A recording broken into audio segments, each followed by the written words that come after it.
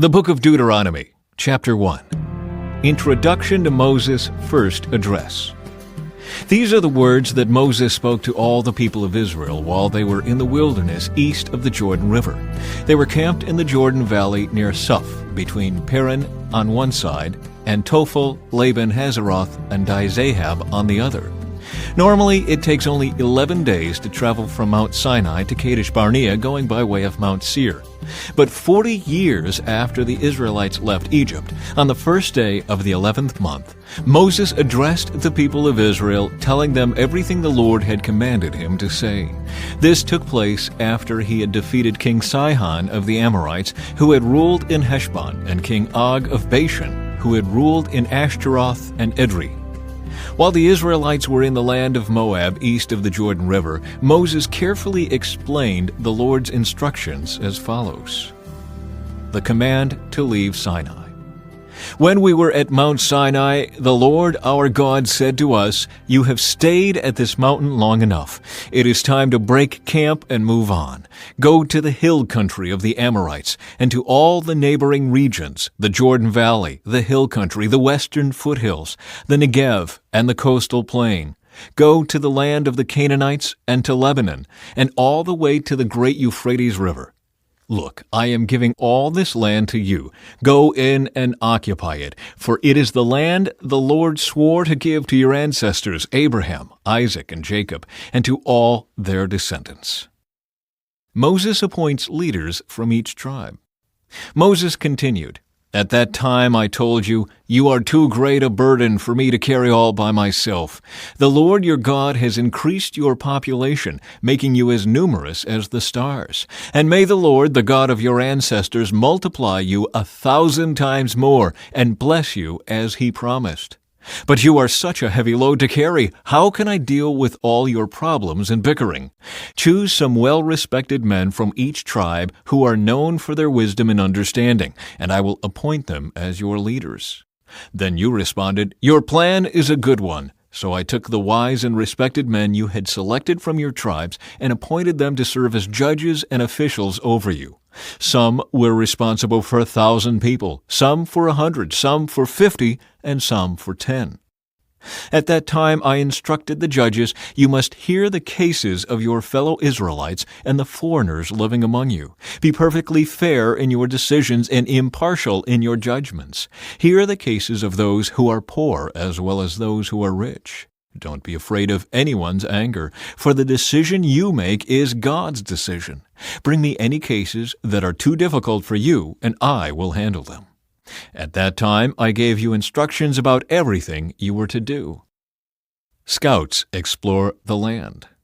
Then, just as the Lord our God commanded us, we left Mount Sinai and traveled through the great and terrifying wilderness, as you yourselves remember, and headed toward the hill country of the Amorites. When we arrived at Kadesh Barnea, I said to you, "You have now reached the hill country of the Amorites that the Lord our God is giving us. Look, He has placed the land in front of you. Go and occupy it, as the Lord, the God of your ancestors, has promised you. Don't be afraid. Don't be discouraged." But you all came to me and said, "First, let's send out scouts to explore the land for us. They will advise us on the best route to take and which towns we should enter." This seemed like a good idea to me, so I chose 12 scouts, one from each of your tribes. They headed for the hill country and came to the valley of Eshcol and explored it. They picked some of its fruit and brought it back to us, and they reported, "The land the Lord our God has given us is indeed a good land." Israel's rebellion against the Lord.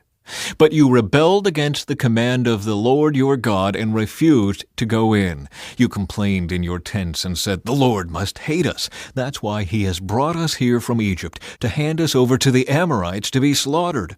Where can we go? Our brothers have demoralized us with their report. They tell us the people of the land are taller and more powerful than we are, and their towns are large, with walls rising high into the sky. We even saw giants there, the descendants of Anak." But I said to you, "Don't be shocked or afraid of them. The Lord your God is going ahead of you. He will fight for you, just as you saw Him do in Egypt. And you saw how the Lord your God cared for you all along the way as you traveled through the wilderness, just as a father cares for his child. Now he has brought you to this place. But even after all he did, you refused to trust the Lord your God, who goes before you looking for the best places to camp, guiding you with a pillar of fire by night and a pillar of cloud by day. When the Lord heard your complaining, he became very angry, so he solemnly swore, "Not one of you from this wicked generation will live to see the good land I swore to give your ancestors, except Caleb son of Jephunneh. He will see this land because he has followed the Lord completely. I will give to him and his descendants some of the very land he explored during his scouting mission." And the Lord was also angry with me because of you. He said to me, "Moses, not even you will enter the promised land. Instead, your assistant, Joshua, son of Nun, will lead the people into the land. Encourage him, for he will lead Israel as they take possession of it. I will give the land to your little ones, your innocent children. You were afraid they would be captured, but they will be the ones who occupy it. As for you, turn around now and go on back through the wilderness toward the Red Sea." Then you confessed, "We have sinned against the Lord. We will go into the land and fight for it, as the Lord our God has commanded us." So your men strapped on their weapons, thinking it would be easy to attack the hill country. But the Lord told me to tell you, "Do not attack, for I am not with you. If you go ahead on your own, you will be crushed by your enemies." This is what I told you, but you would not listen. Instead, you again rebelled against the Lord's command and arrogantly went into the hill country to fight. But the Amorites who lived there came out against you like a swarm of bees. They chased and battered you all the way from Seir to Hormah. Then you returned and wept before the Lord, but he refused to listen. So you stayed there at Kadesh for a long time. Chapter 2. Remembering Israel's Wanderings. Then we turned around and headed back across the wilderness toward the Red Sea, just as the Lord had instructed me. And we wandered around in the region of Mount Seir for a long time. Then at last the Lord said to me, "You have been wandering around in this hill country long enough. Turn to the north. Give these orders to the people. You will pass through the country belonging to your relatives the Edomites, the descendants of Esau, who live in Seir. The Edomites will feel threatened, so be careful. Do not bother them, for I have given them all the hill country around Mount Seir as their property, and I will not give you even 1 square foot of their land. If you need food to eat or water to drink, pay them for it. For the Lord your God has blessed you in everything you have done. He has watched your every step through this great wilderness. During these 40 years, the Lord your God has been with you, and you have lacked nothing." So we bypassed the territory of our relatives, the descendants of Esau, who live in Seir. We avoided the road through the Arabah valley that comes up from Elath and Ezion-Geber. Then, as we turned north along the desert route through Moab, the Lord warned us, "Do not bother the Moabites, the descendants of Lot, or start a war with them. I have given them Ar as their property, and I will not give you any of their land." A race of giants called the Emites had once lived in the area of Ar. They were as strong and numerous and tall as the Anakites, another race of giants. Both the Emites and the Anakites are also known as the Rephaites, though the Moabites called them Emites. In earlier times, the Horites had lived in Seir, but they were driven out and displaced by the descendants of Esau, just as Israel drove out the people of Canaan when the Lord gave Israel their land. Moses continued, "Then the Lord said to us, 'Get moving, cross the Zered brook.' So we crossed the brook. 38 years passed from the time we first left Kadesh Barnea until we finally crossed the Zered brook. By then all the men old enough to fight in battle had died in the wilderness, as the Lord had vowed would happen. The Lord struck them down until they had all been eliminated from the community. When all the men of fighting age had died, the Lord said to me, 'Today you will cross the border of Moab at Ar, and enter the land of the Ammonites, the descendants of Lot. But do not bother them or start a war with them. I have given the land of Ammon to them as their property, and I will not give you any of their land.' That area was once considered the land of the Rephaites who had lived there, though the Ammonites called them Zamzumites. They were also as strong and numerous and tall as the Anakites. But the Lord destroyed them, so the Ammonites could occupy their land. He had done the same for the descendants of Esau who lived in Seir, for he destroyed the Horites so they could settle there in their place. The descendants of Esau live there to this day. A similar thing happened when the Caphtorites from Crete invaded and destroyed the Avites, who had lived in villages in the area of Gaza. Moses continued, "Then the Lord said, 'Now get moving, cross the Arnon Gorge. Look, I will hand over to you Sihon the Amorite, king of Heshbon, and I will give you his land. Attack him and begin to occupy the land. Beginning today, I will make people throughout the earth terrified because of you. When they hear reports about you, they will tremble with dread and fear.'" Victory over Sihon of Heshbon. Moses continued, "From the wilderness of Kedemoth I sent ambassadors to King Sihon of Heshbon with this proposal of peace. Let us travel through your land. We will stay on the main road and won't turn off into the fields on either side. Sell us food to eat and water to drink, and we will pay for it. All we want is permission to pass through your land. The descendants of Esau who live in Seir allowed us to go through their country, and so did the Moabites who live in Ar. Let us pass through until we cross the Jordan into the land the Lord our God is giving us." But King Sihon of Heshbon refused to allow us to pass through, because the Lord your God made Sihon stubborn and defiant, so he could help you defeat him, as he has now done. Then the Lord said to me, "Look, I have begun to hand King Sihon and his land over to you. Begin now to conquer and occupy his land." Then King Sihon declared war on us and mobilized his forces at Jahaz. But the Lord our God handed him over to us, and we crushed him, his sons, and all his people. We conquered all his towns and completely destroyed everyone, men, women, and children. Not a single person was spared. We took all the livestock as plunder for ourselves, along with anything of value from the towns we ransacked. The Lord our God also helped us conquer Aror on the edge of the Arnon Gorge, and the town in the gorge, and the whole area as far as Gilead. No town had walls too strong for us. However, we avoided the land of the Ammonites all along the Jabbok River and the towns in the hill country, all the places the Lord our God had commanded us to leave alone. Chapter 3. Victory over Og of Bashan.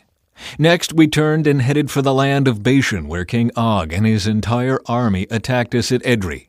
But the Lord told me, "Do not be afraid of him, for I have given you victory over Og and his entire army, and I will give you all his land. Treat him just as you treated King Sihon of the Amorites, who ruled in Heshbon."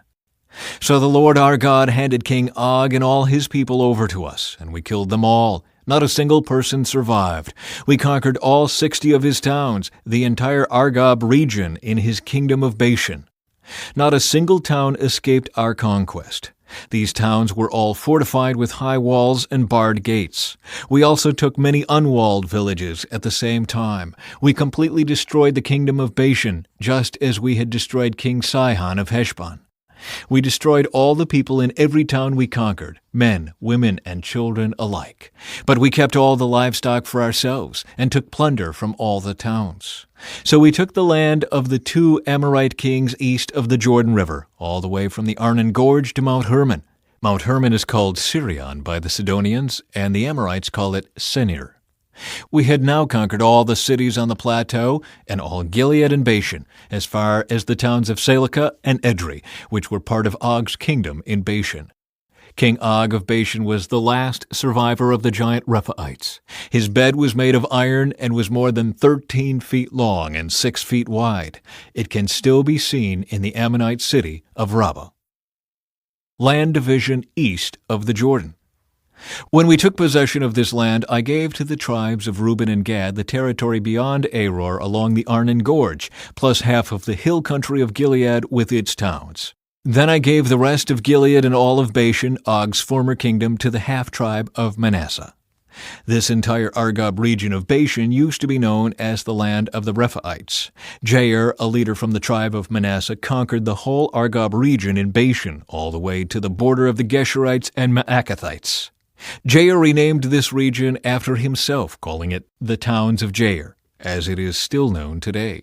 I gave Gilead to the clan of Machir, but I also gave part of Gilead to the tribes of Reuben and Gad.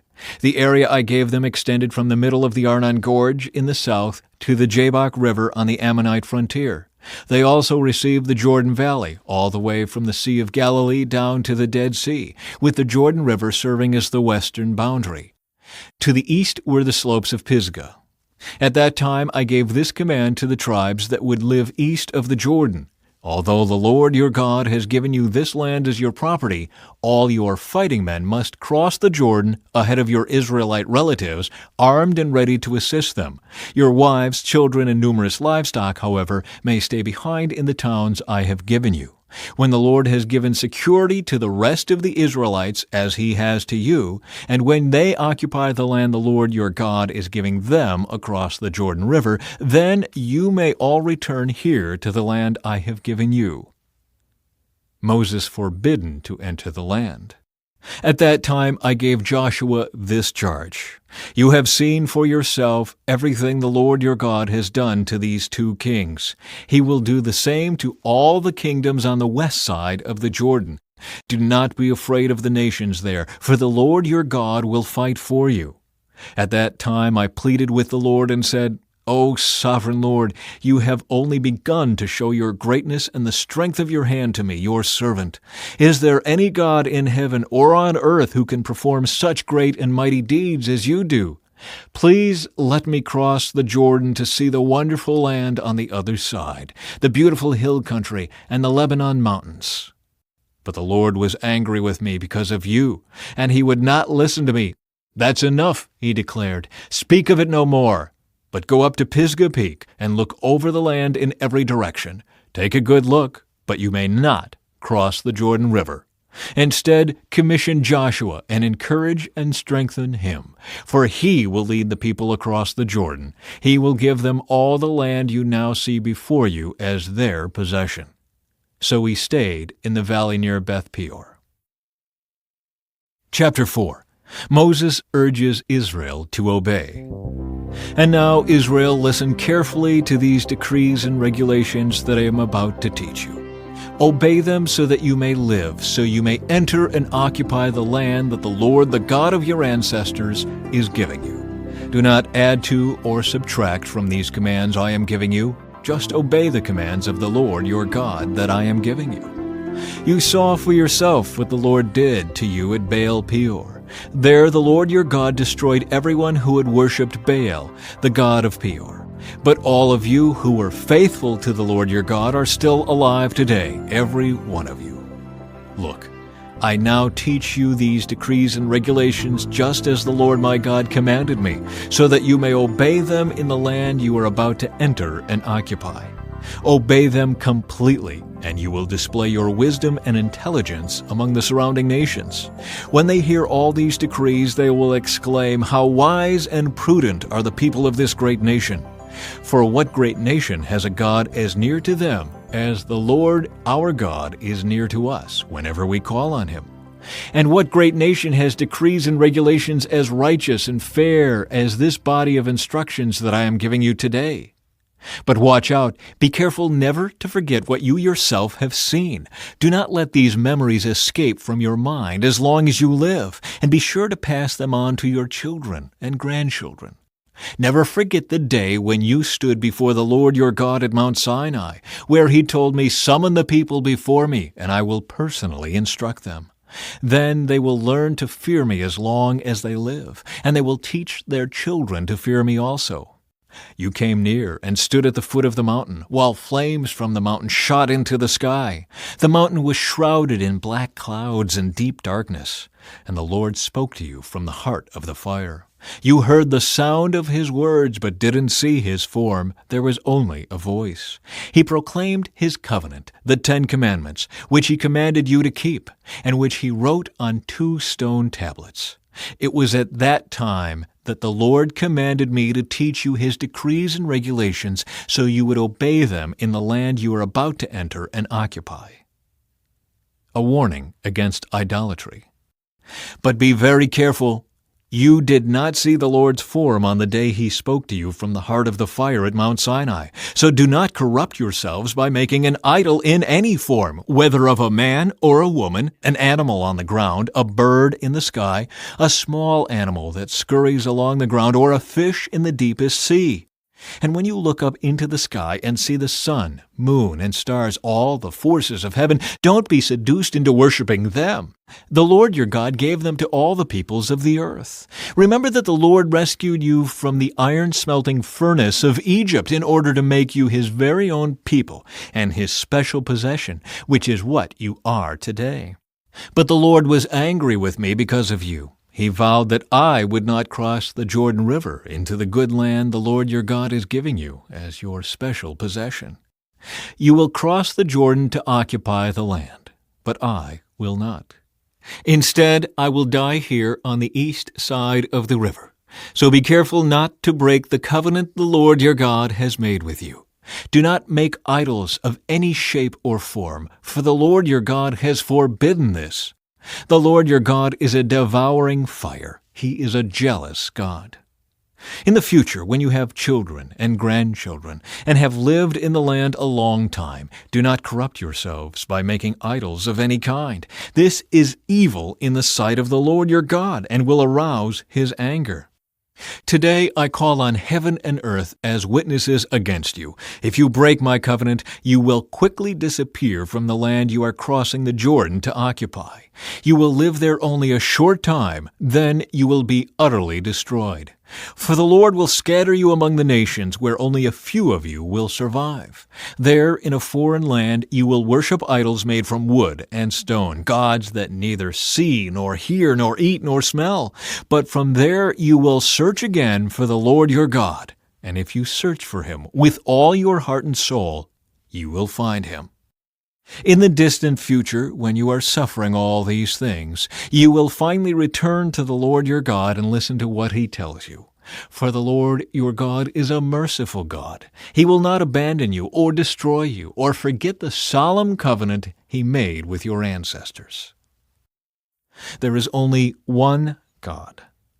Now search all of history, from the time God created people on the earth until now, and search from one end of the heavens to the other. Has anything as great as this ever been seen or heard before? Has any nation ever heard the voice of God speaking from fire, as you did, and survived? Has any other God dared to take a nation for himself out of another nation by means of trials, miraculous signs, wonders, war, a strong hand, a powerful arm, and terrifying acts? Yet that is what the Lord your God did for you in Egypt right before your eyes. He showed you these things so you would know that the Lord is God and there is no other. He let you hear his voice from heaven so he could instruct you. He let you see his great fire here on earth so he could speak to you from it. Because he loved your ancestors, he chose to bless their descendants, and he personally brought you out of Egypt with a great display of power.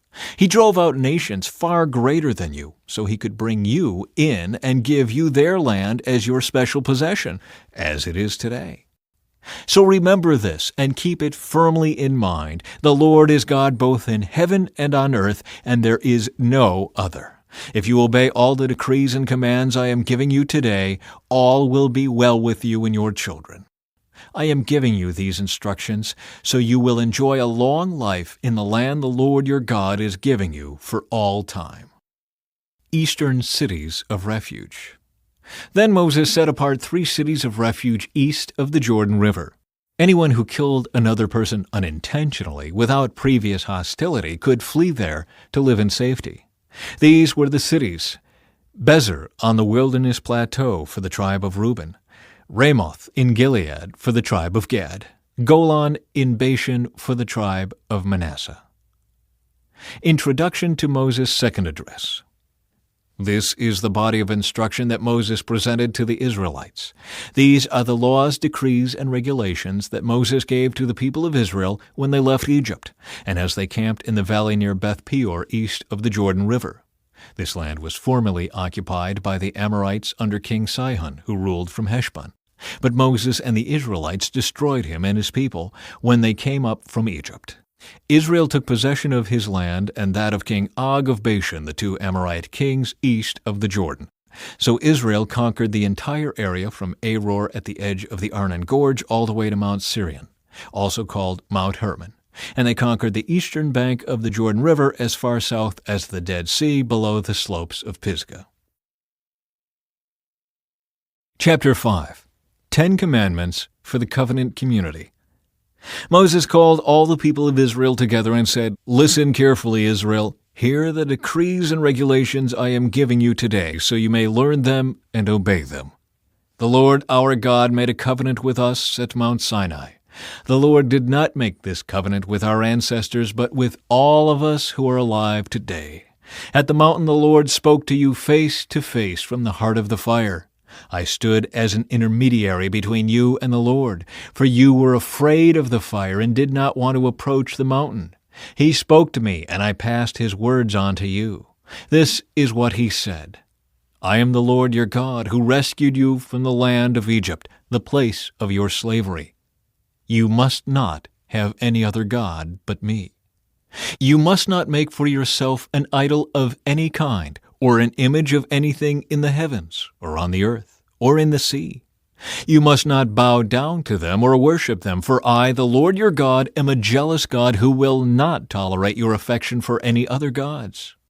I lay the sins of the parents upon their children. The entire family is affected, even children in the third and fourth generations of those who reject me.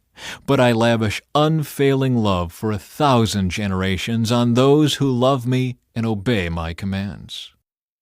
You must not misuse the name of the Lord your God. The Lord will not let you go unpunished if you misuse his name. Observe the Sabbath day by keeping it holy, as the Lord your God has commanded you. You have 6 days each week for your ordinary work, but the seventh day is a Sabbath day of rest, dedicated to the Lord your God. On that day, no one in your household may do any work. This includes you, your sons and daughters, your male and female servants, your oxen and donkeys, and other livestock, and any foreigners living among you. All your male and female servants must rest as you do.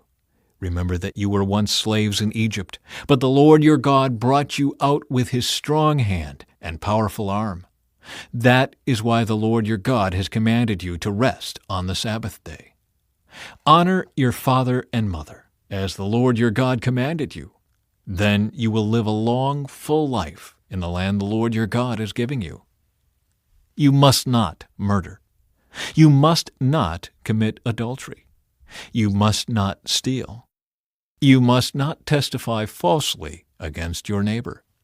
You must not covet your neighbor's wife. You must not covet your neighbor's house or land, male or female servant, ox or donkey, or anything else that belongs to your neighbor. The Lord spoke these words to all of you assembled there at the foot of the mountain. He spoke with a loud voice from the heart of the fire, surrounded by clouds and deep darkness. This was all he said at that time, and he wrote his words on 2 stone tablets and gave them to me. But when you heard the voice from the heart of the darkness, while the mountain was blazing with fire, all your tribal leaders and elders came to me. They said, "Look, the Lord our God has shown us his glory and greatness, and we have heard his voice from the heart of the fire. Today we have seen that God can speak to us humans, and yet we live. But now, why should we risk death again? If the Lord our God speaks to us again, we will certainly die and be consumed by this awesome fire. Can any living thing hear the voice of the living God from the heart of the fire as we did and yet survive? Go yourself and listen to what the Lord our God says. Then come and tell us everything he tells you, and we will listen and obey." The Lord heard the request you made to me, and he said, "I have heard what the people said to you, and they are right. Oh, that they would always have hearts like this, that they might fear me and obey all my commands. If they did, they and their descendants would prosper forever. Go and tell them, 'Return to your tents.' But you stand here with me, so I can give you all my commands, decrees, and regulations. You must teach them to the people so they can obey them in the land I am giving them as their possession. So Moses told the people, "You must be careful to obey all the commands of the Lord your God, following His instructions in every detail. Stay on the path that the Lord your God has commanded you to follow. Then you will live long and prosperous lives in the land you are about to enter and occupy." Chapter 6. A call for wholehearted commitment. These are the commands, decrees, and regulations that the Lord your God commanded me to teach you. You must obey them in the land you are about to enter and occupy, and you and your children and grandchildren must fear the Lord your God as long as you live. If you obey all His decrees and commands, you will enjoy a long life. Listen closely, Israel, and be careful to obey. Then all will go well with you, and you will have many children in the land flowing with milk and honey, just as the Lord, the God of your ancestors, promised you. Listen, O Israel, the Lord is our God, the Lord alone. And you must love the Lord your God with all your heart, all your soul, and all your strength. And you must commit yourselves wholeheartedly to these commands that I am giving you today. Repeat them again and again to your children. Talk about them when you are at home, and when you are on the road, when you are going to bed, and when you are getting up. Tie them to your hands and wear them on your forehead as reminders. Write them on the doorposts of your house and on your gates. The Lord your God will soon bring you into the land He swore to give you when He made a vow to your ancestors Abraham, Isaac, and Jacob. It is a land with large, prosperous cities that you did not build.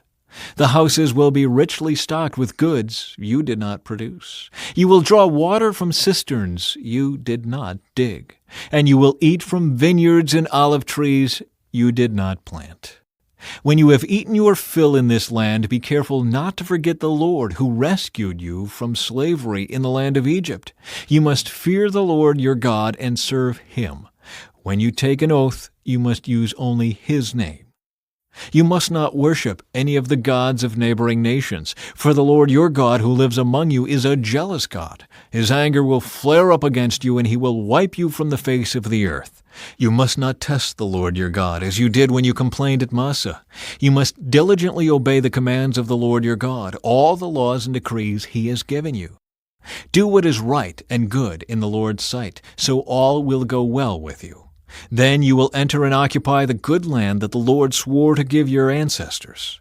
You will drive out all the enemies living in the land, just as the Lord said you would.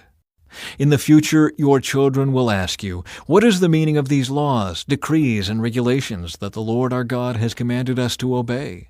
Then you must tell them, "We were Pharaoh's slaves in Egypt, but the Lord brought us out of Egypt with His strong hand. The Lord did miraculous signs and wonders before our eyes, dealing terrifying blows against Egypt and Pharaoh and all his people. He brought us out of Egypt so He could give us this land He had sworn to give our ancestors. And the Lord our God commanded us to obey all these decrees and to fear Him, so He can continue to bless us and preserve our lives, as He has done to this day. For we will be counted as righteous when we obey all the commands the Lord our God has given us." Chapter 7. The Privilege of Holiness.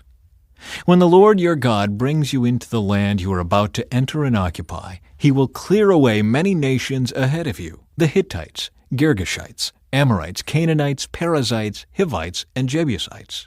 These 7 nations are greater and more numerous than you.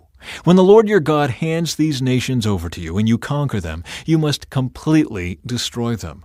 Make no treaties with them and show them no mercy. You must not intermarry with them.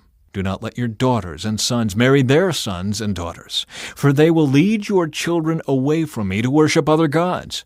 Then the anger of the Lord will burn against you, and He will quickly destroy you. This is what you must do. You must break down their pagan altars and shatter their sacred pillars. Cut down their Asherah poles and burn their idols. For you are a holy people who belong to the Lord your God. Of all the people on earth, the Lord your God has chosen you to be His own special treasure. The Lord did not set His heart on you and choose you because you were more numerous than other nations, for you were the smallest of all nations. Rather, it was simply that the Lord loves you and he was keeping the oath he had sworn to your ancestors. That is why the Lord rescued you with such a strong hand from your slavery and from the oppressive hand of Pharaoh, king of Egypt. Understand, therefore, that the Lord your God is indeed God. He is the faithful God who keeps his covenant for 1,000 generations and lavishes his unfailing love on those who love him and obey his commands. But he does not hesitate to punish and destroy those who reject him. Therefore, you must obey all these commands, decrees, and regulations I am giving you today. If you listen to these regulations and faithfully obey them, the Lord your God will keep his covenant of unfailing love with you, as he promised with an oath to your ancestors. He will love you and bless you, and he will give you many children. He will give fertility to your land and your animals. When you arrive in the land he swore to give your ancestors, you will have large harvests of grain, new wine and olive oil, and great herds of cattle, sheep, and goats. You will be blessed above all the nations of the earth. None of your men or women will be childless, and all your livestock will bear young. And the Lord will protect you from all sickness. He will not let you suffer from the terrible diseases you knew in Egypt, but he will inflict them on all your enemies. You must destroy all the nations the Lord your God hands over to you. Show them no mercy, and do not worship their gods, or they will trap you. Perhaps you will think to yourselves, how can we ever conquer these nations that are so much more powerful than we are? But don't be afraid of them. Just remember what the Lord your God did to Pharaoh and to all the land of Egypt. Remember the great terrors the Lord your God sent against them. You saw it all with your own eyes. And remember the miraculous signs and wonders and the strong hand and powerful arm with which he brought you out of Egypt. The Lord your God will use this same power against all the people you fear. And then the Lord your God will send terror to drive out the few survivors still hiding from you. No, do not be afraid of those nations, for the Lord your God is among you, and he is a great and awesome God. The Lord your God will drive those nations out ahead of you little by little. You will not clear them away all at once, otherwise the wild animals would multiply too quickly for you. But the Lord your God will hand them over to you. He will throw them into complete confusion until they are destroyed. He will put their kings in your power, and you will erase their names from the face of the earth. No one will be able to stand against you, and you will destroy them all. You must burn their idols in fire, and you must not covet the silver or gold that covers them. You must not take it, or it will become a trap to you, for it is detestable to the Lord your God. Do not bring any detestable objects into your home, for then you will be destroyed, just like them. You must utterly detest such things, for they are set apart for destruction. Chapter 8. A call to remember and obey. Be careful to obey all the commands I am giving you today. Then you will live and multiply, and you will enter and occupy the land the Lord swore to give your ancestors. Remember how the Lord your God led you through the wilderness for these 40 years, humbling you and testing you to prove your character and to find out whether or not you would obey his commands. Yes, he humbled you by letting you go hungry and then feeding you with manna, a food previously unknown to you and your ancestors. He did it to teach you that people do not live by bread alone. Rather, we live by every word that comes from the mouth of the Lord. For all these 40 years, your clothes didn't wear out, and your feet didn't blister or swell. Think about it. Just as a parent disciplines a child, the Lord your God disciplines you for your own good. So obey the commands of the Lord your God by walking in his ways and fearing him. For the Lord your God is bringing you into a good land of flowing streams and pools of water, with fountains and springs that gush out in the valleys and hills. It is a land of wheat and barley, of grapevines, fig trees, and pomegranates, of olive oil and honey. It is a land where food is plentiful and nothing is lacking. It is a land where iron is as common as stone, and copper is abundant in the hills. When you have eaten your fill, be sure to praise the Lord your God for the good land he has given you. But that is the time to be careful. Beware that in your plenty you do not forget the Lord your God and disobey his commands, regulations, and decrees that I am giving you today. For when you have become full and prosperous, and have built fine homes to live in, and when your flocks and herds have become very large, and your silver and gold have multiplied along with everything else, be careful. Do not become proud at that time, and forget the Lord your God, who rescued you from slavery in the land of Egypt. Do not forget that He led you through the great and terrifying wilderness, with its poisonous snakes and scorpions, where it was so hot and dry. He gave you water from the rock. He fed you with manna in the wilderness, a food unknown to your ancestors. He did this to humble you and test you for your own good. He did all this so you would never say to yourself, I have achieved this wealth with my own strength and energy. Remember the Lord your God. He is the one who gives you power to be successful in order to fulfill the covenant He confirmed to your ancestors with an oath. But I assure you of this, if you ever forget the Lord your God and follow other gods, worshiping and bowing down to them, you will certainly be destroyed. Just as the Lord has destroyed other nations in your path, you also will be destroyed if you refuse to obey the Lord your God. Chapter 9. Victory by God's Grace. Listen, O Israel. Today you are about to cross the Jordan River to take over the land belonging to nations much greater and more powerful than you. They live in cities with walls that reach to the sky. The people are strong and tall, descendants of the famous Anakite giants. You've heard the saying, who can stand up to the Anakites? But recognize today that the Lord your God is the one who will cross over ahead of you like a devouring fire to destroy them. He will subdue them so that you will quickly conquer them and drive them out just as the Lord has promised. After the Lord your God has done this for you, don't say in your hearts, the Lord has given us this land because we are such good people. No, it is because of the wickedness of the other nations that He is pushing them out of your way. It is not because you are so good or have such integrity that you are about to occupy their land.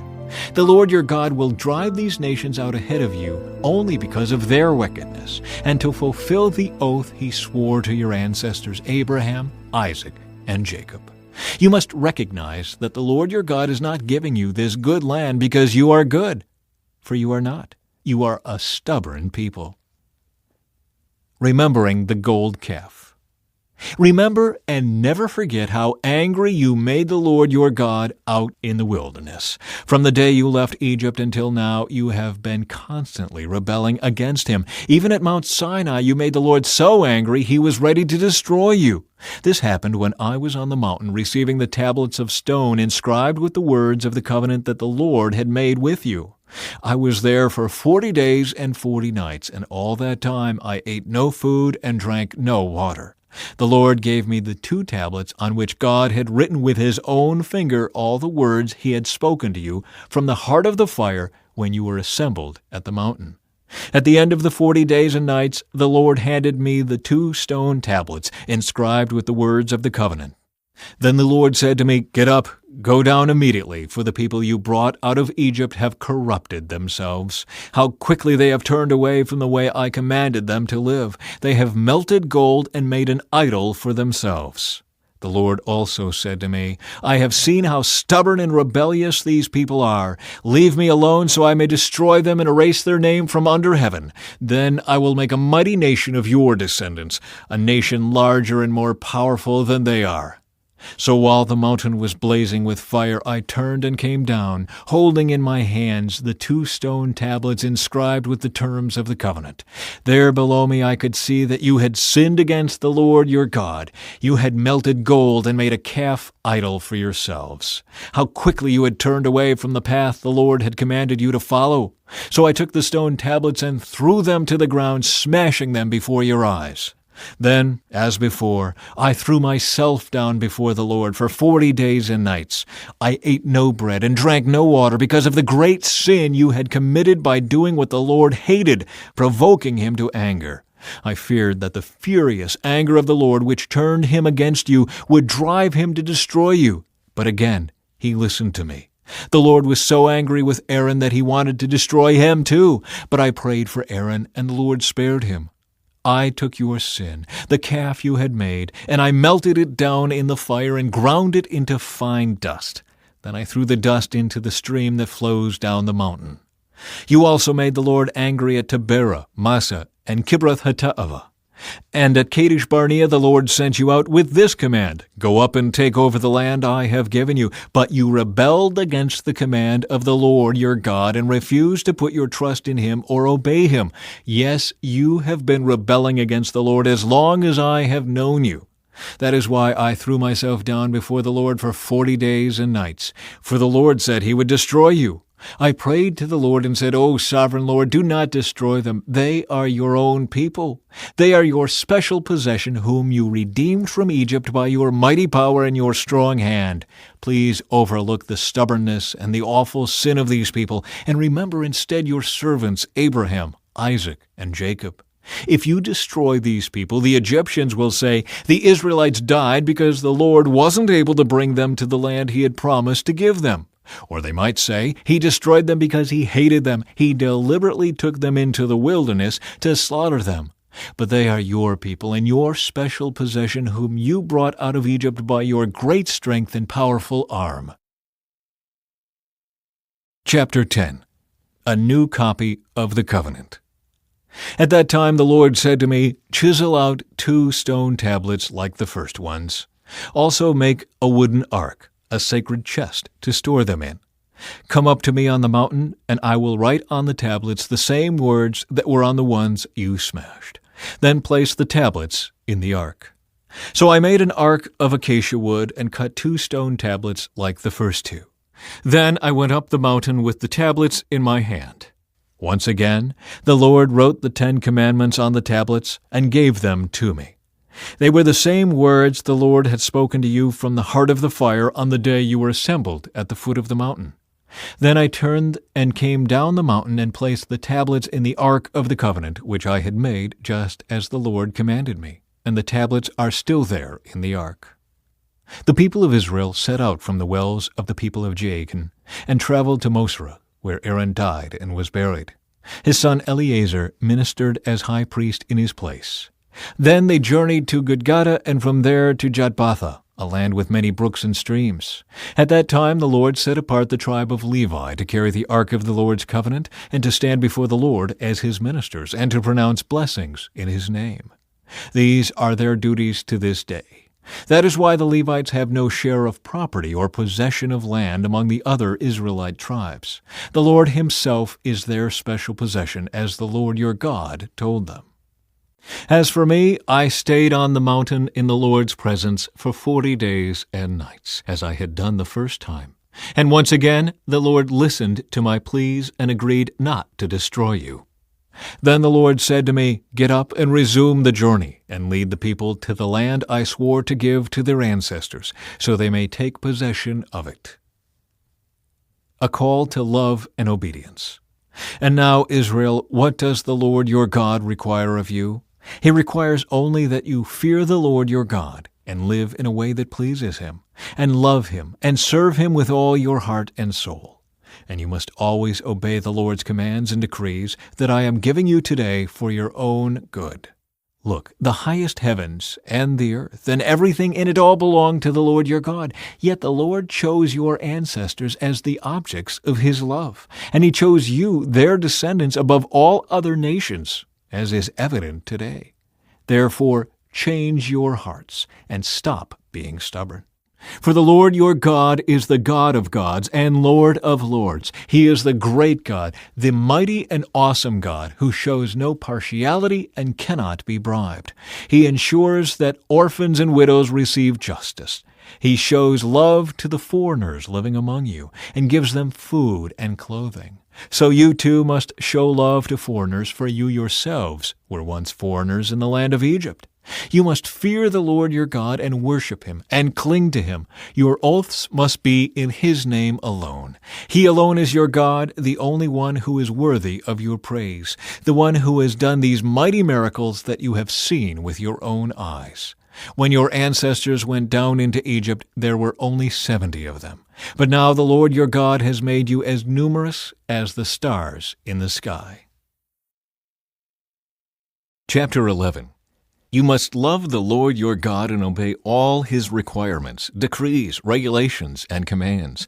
Keep in mind that I am not talking now to your children who have never experienced the discipline of the Lord your God or seen His greatness and His strong hand and powerful arm. They didn't see the miraculous signs and wonders He performed in Egypt against Pharaoh and all his land. They didn't see what the Lord did to the armies of Egypt and to their horses and chariots, how He drowned them in the Red Sea as they were chasing you. He destroyed them, and they have not recovered to this very day. Your children didn't see how the Lord cared for you in the wilderness until you arrived here. They didn't see what He did to Dathan and Abiram, the sons of Eliab, a descendant of Reuben, when the earth opened its mouth in the Israelite camp and swallowed them, along with their households and tents and every living thing that belonged to them. But you have seen the Lord perform all these mighty deeds with your own eyes. The blessings of obedience. Therefore, be careful to obey every command I am giving you today, so you may have strength to go in and take over the land you are about to enter. If you obey, you will enjoy a long life in the land the Lord swore to give to your ancestors and to you, their descendants, a land flowing with milk and honey. For the land you are about to enter and take over is not like the land of Egypt from which you came, where you planted your seed and made irrigation ditches with your foot, as in a vegetable garden. Rather, the land you will soon take over is a land of hills and valleys, with plenty of rain, a land that the Lord your God cares for. He watches over it through each season of the year. If you carefully obey all the commands I am giving you today, and if you love the Lord your God and serve Him with all your heart and soul, then He will send the rains in their proper seasons, the early and late rains, so you can bring in your harvests of grain, new wine, and olive oil. He will give you lush pasture land for your livestock, and you yourselves will have all you want to eat. But be careful. Don't let your heart be deceived so that you turn away from the Lord and serve and worship other gods. If you do, the Lord's anger will burn against you. He will shut up the sky and hold back the rain, and the ground will fail to produce its harvests. Then you will quickly die in that good land the Lord is giving you. So commit yourselves wholeheartedly to these words of mine. Tie them to your hands and wear them on your forehead as reminders. Teach them to your children. Talk about them when you are at home and when you are on the road, when you are going to bed and when you are getting up. Write them on the doorposts of your house and on your gates, so that as long as the sky remains above the earth, you and your children may flourish in the land the Lord swore to give your ancestors. Be careful to obey all these commands I am giving you. Show love to the Lord your God by walking in His ways and holding tightly to Him. Then the Lord will drive out all the nations ahead of you, though they are much greater and stronger than you, and you will take over their land. Wherever you set foot, that land will be yours. Your frontiers will stretch from the wilderness in the south to Lebanon in the north, and from the Euphrates River in the east to the Mediterranean Sea in the west. No one will be able to stand against you, for the Lord your God will cause the people to fear and dread you, as He promised, wherever you go in the whole land. Look, today I am giving you the choice between a blessing and a curse. You will be blessed if you obey the commands of the Lord your God that I am giving you today. But you will be cursed if you reject the commands of the Lord your God and turn away from Him and worship gods you have not known before. When the Lord your God brings you into the land and helps you take possession of it, you must pronounce the blessing at Mount Gerizim and the curse at Mount Ebal. These two mountains are west of the Jordan River in the land of the Canaanites who live in the Jordan Valley, near the town of Gilgal, not far from the oaks of Moreh. For you are about to cross the Jordan River to take over the land the Lord your God is giving you. When you take that land and are living in it, you must be careful to obey all the decrees and regulations I am giving you today. Chapter 12. The Lord's chosen place for worship. These are the decrees and regulations you must be careful to obey when you live in the land that the Lord, the God of your ancestors, is giving you. You must obey them as long as you live. When you drive out the nations that live there, you must destroy all the places where they worship their gods, high on the mountains, up on the hills, and under every green tree. Break down their altars and smash their sacred pillars. Burn their Asherah poles and cut down their carved idols. Completely erase the names of their gods. Do not worship the Lord your God in the way these pagan peoples worship their gods. Rather, you must seek the Lord your God at the place of worship He Himself will choose from among all the tribes, the place where His name will be honored. There you will bring your burnt offerings, your sacrifices, your tithes, your sacred offerings, your offerings to fulfill a vow, your voluntary offerings, and your offerings of the firstborn animals of your herds and flocks. There you and your families will feast in the presence of the Lord your God, and you will rejoice in all you have accomplished because the Lord your God has blessed you. Your pattern of worship will change. Today all of you are doing as you please, because you have not yet arrived at the place of rest, the land the Lord your God is giving you as your special possession. But you will soon cross the Jordan River and live in the land the Lord your God is giving you. When He gives you rest from all your enemies and you're living safely in the land, you must bring everything I command you, your burnt offerings, your sacrifices, your tithes, your sacred offerings, and your offerings to fulfill a vow, to the designated place of worship, the place the Lord your God chooses for His name to be honored. You must celebrate there in the presence of the Lord your God with your sons and daughters and all your servants. And remember to include the Levites who live in your towns, for they will receive no allotment of land among you. Be careful not to sacrifice your burnt offerings just anywhere you like. You may do so only at the place the Lord will choose within one of your tribal territories. There you must offer your burnt offerings and do everything I command you. But you may butcher your animals and eat their meat in any town whenever you want. You may freely eat the animals with which the Lord your God blesses you. All of you, whether ceremonially clean or unclean, may eat that meat, just as you now eat gazelle and deer. But you must not eat the blood. You must pour it out on the ground like water. But you may not eat your offerings in your hometown. Neither the tithe of your grain and new wine and olive oil, nor the firstborn of your flocks and herds, nor any offering to fulfill a vow, nor your voluntary offerings, nor your sacred offerings. You must eat these in the presence of the Lord your God at the place He will choose. Eat them there with your children, your servants, and the Levites who live in your towns, celebrating in the presence of the Lord your God in all you do. And be very careful never to neglect the Levites as long as you live in your land. When the Lord your God expands your territory as He has promised, and you have the urge to eat meat, you may freely eat meat whenever you want. It might happen that the designated place of worship, the place the Lord your God chooses for His name to be honored, is a long way from your home. If so, you may butcher any of the cattle, sheep, or goats the Lord has given you, and you may freely eat the meat in your hometown, as I have commanded you. Anyone, whether ceremonially clean or unclean, may eat that meat, just as you do now with gazelle and deer. But never eat the blood, for the blood is the life, and you must not eat the lifeblood with the meat. Instead, pour out the blood on the ground like water. Do not eat the blood, so that all may go well with you and your children after you, because you will be doing what pleases the Lord. Take your sacred gifts and your offerings given to fulfill a vow to the place the Lord chooses. You must offer the meat and blood of your burnt offerings on the altar of the Lord your God.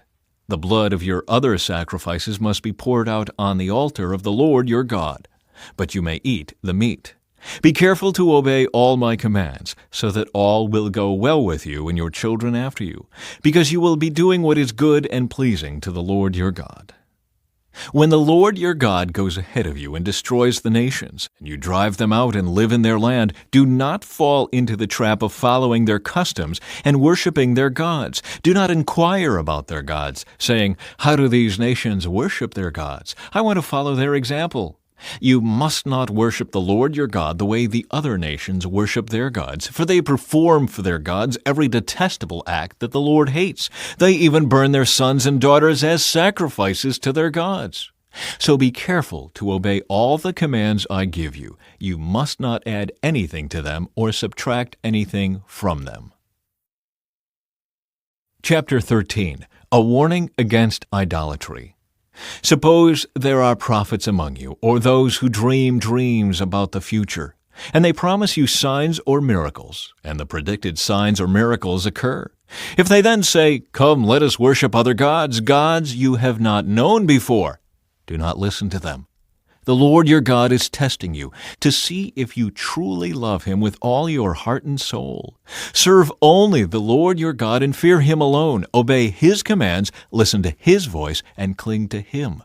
The false prophets or visionaries who try to lead you astray must be put to death, for they encourage rebellion against the Lord your God, who redeemed you from slavery and brought you out of the land of Egypt. Since they try to lead you astray from the way the Lord your God commanded you to live, you must put them to death. In this way you will purge the evil from among you. Suppose someone secretly entices you, even your brother, your son or daughter, your beloved wife, or your closest friend, and says, "Let us go worship other gods, gods that neither you nor your ancestors have known." They might suggest that you worship the gods of peoples who live nearby, or who come from the ends of the earth. But do not give in or listen. Have no pity, and do not spare or protect them. You must put them to death. Strike the first blow yourself, and then all the people must join in. Stone the guilty ones to death, because they have tried to draw you away from the Lord your God, who rescued you from the land of Egypt, the place of slavery. Then all Israel will hear about it and be afraid, and no one will act so wickedly again. When you begin living in the towns the Lord your God is giving you, you may hear that scoundrels among you are leading their fellow citizens astray by saying, "Let us go worship other gods, gods you have not known before." In such cases, you must examine the facts carefully. If you find that the report is true and such a detestable act has been committed among you, you must attack that town and completely destroy all its inhabitants as well as all the livestock. Then you must pile all the plunder in the middle of the open square and burn it. Burn the entire town as a burnt offering to the Lord your God. That town must remain a ruin forever. It may never be rebuilt. Keep none of the plunder that has been set apart for destruction. Then the Lord will turn from His fierce anger and be merciful to you.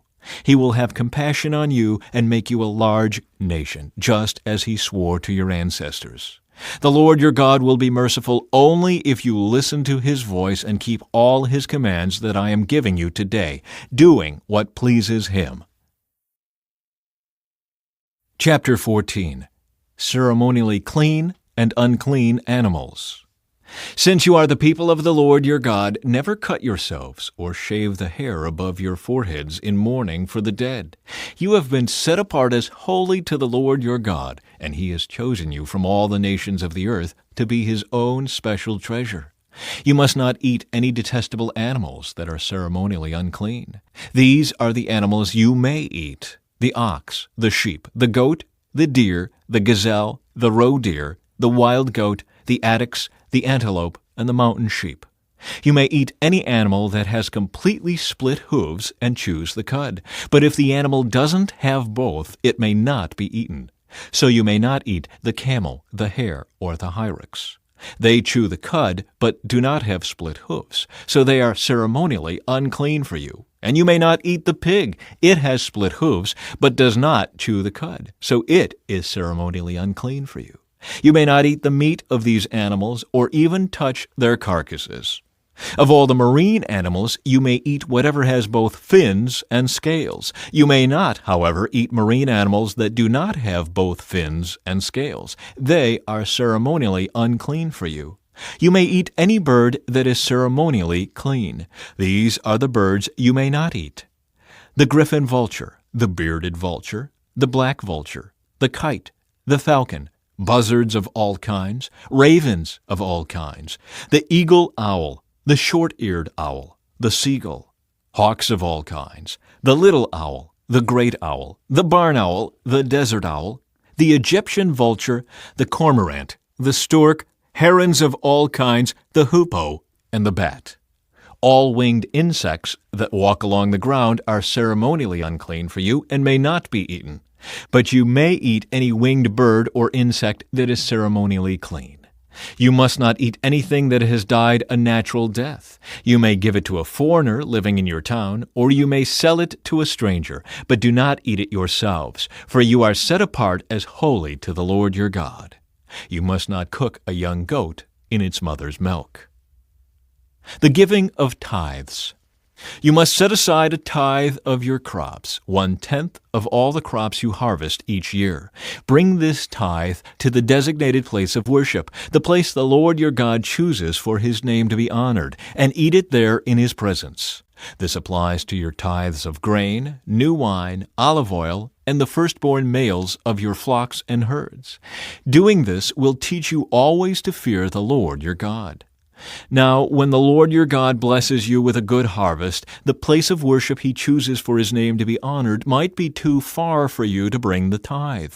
If so, you may sell the tithe portion of your crops and herds, put the money in a pouch, and go to the place the Lord your God has chosen. When you arrive, you may use the money to buy any kind of food you want: cattle, sheep, goats, wine, or other alcoholic drink. Then feast there in the presence of the Lord your God and celebrate with your household. And do not neglect the Levites in your town, for they will receive no allotment of land among you. At the end of every 3rd year, bring the entire tithe of that year's harvest and store it in the nearest town. Give it to the Levites, who will receive no allotment of land among you, as well as to the foreigners living among you, the orphans, and the widows in your towns, so they can eat and be satisfied. Then the Lord your God will bless you in all your work. Chapter 15. Release for debtors. At the end of every 7th year, you must cancel the debts of everyone who owes you money. This is how it must be done. Everyone must cancel the loans they have made to their fellow Israelites. They must not demand payment from their neighbors or relatives, for the Lord's time of release has arrived. This release from debt, however, applies only to your fellow Israelites, not to the foreigners living among you. There should be no poor among you, for the Lord your God will greatly bless you in the land He is giving you as a special possession. You will receive this blessing if you are careful to obey all the commands of the Lord your God that I am giving you today. The Lord your God will bless you as He has promised. You will lend money to many nations, but will never need to borrow. You will rule many nations, but they will not rule over you. But if there are any poor Israelites in your towns, when you arrive in the land the Lord your God is giving you, do not be hard-hearted or tight-fisted toward them. Instead, be generous and lend them whatever they need. Do not be mean-spirited and refuse someone a loan because the year for canceling debts is close at hand. If you refuse to make the loan and the needy person cries out to the Lord, you will be considered guilty of sin. Give generously to the poor, not grudgingly, for the Lord your God will bless you in everything you do.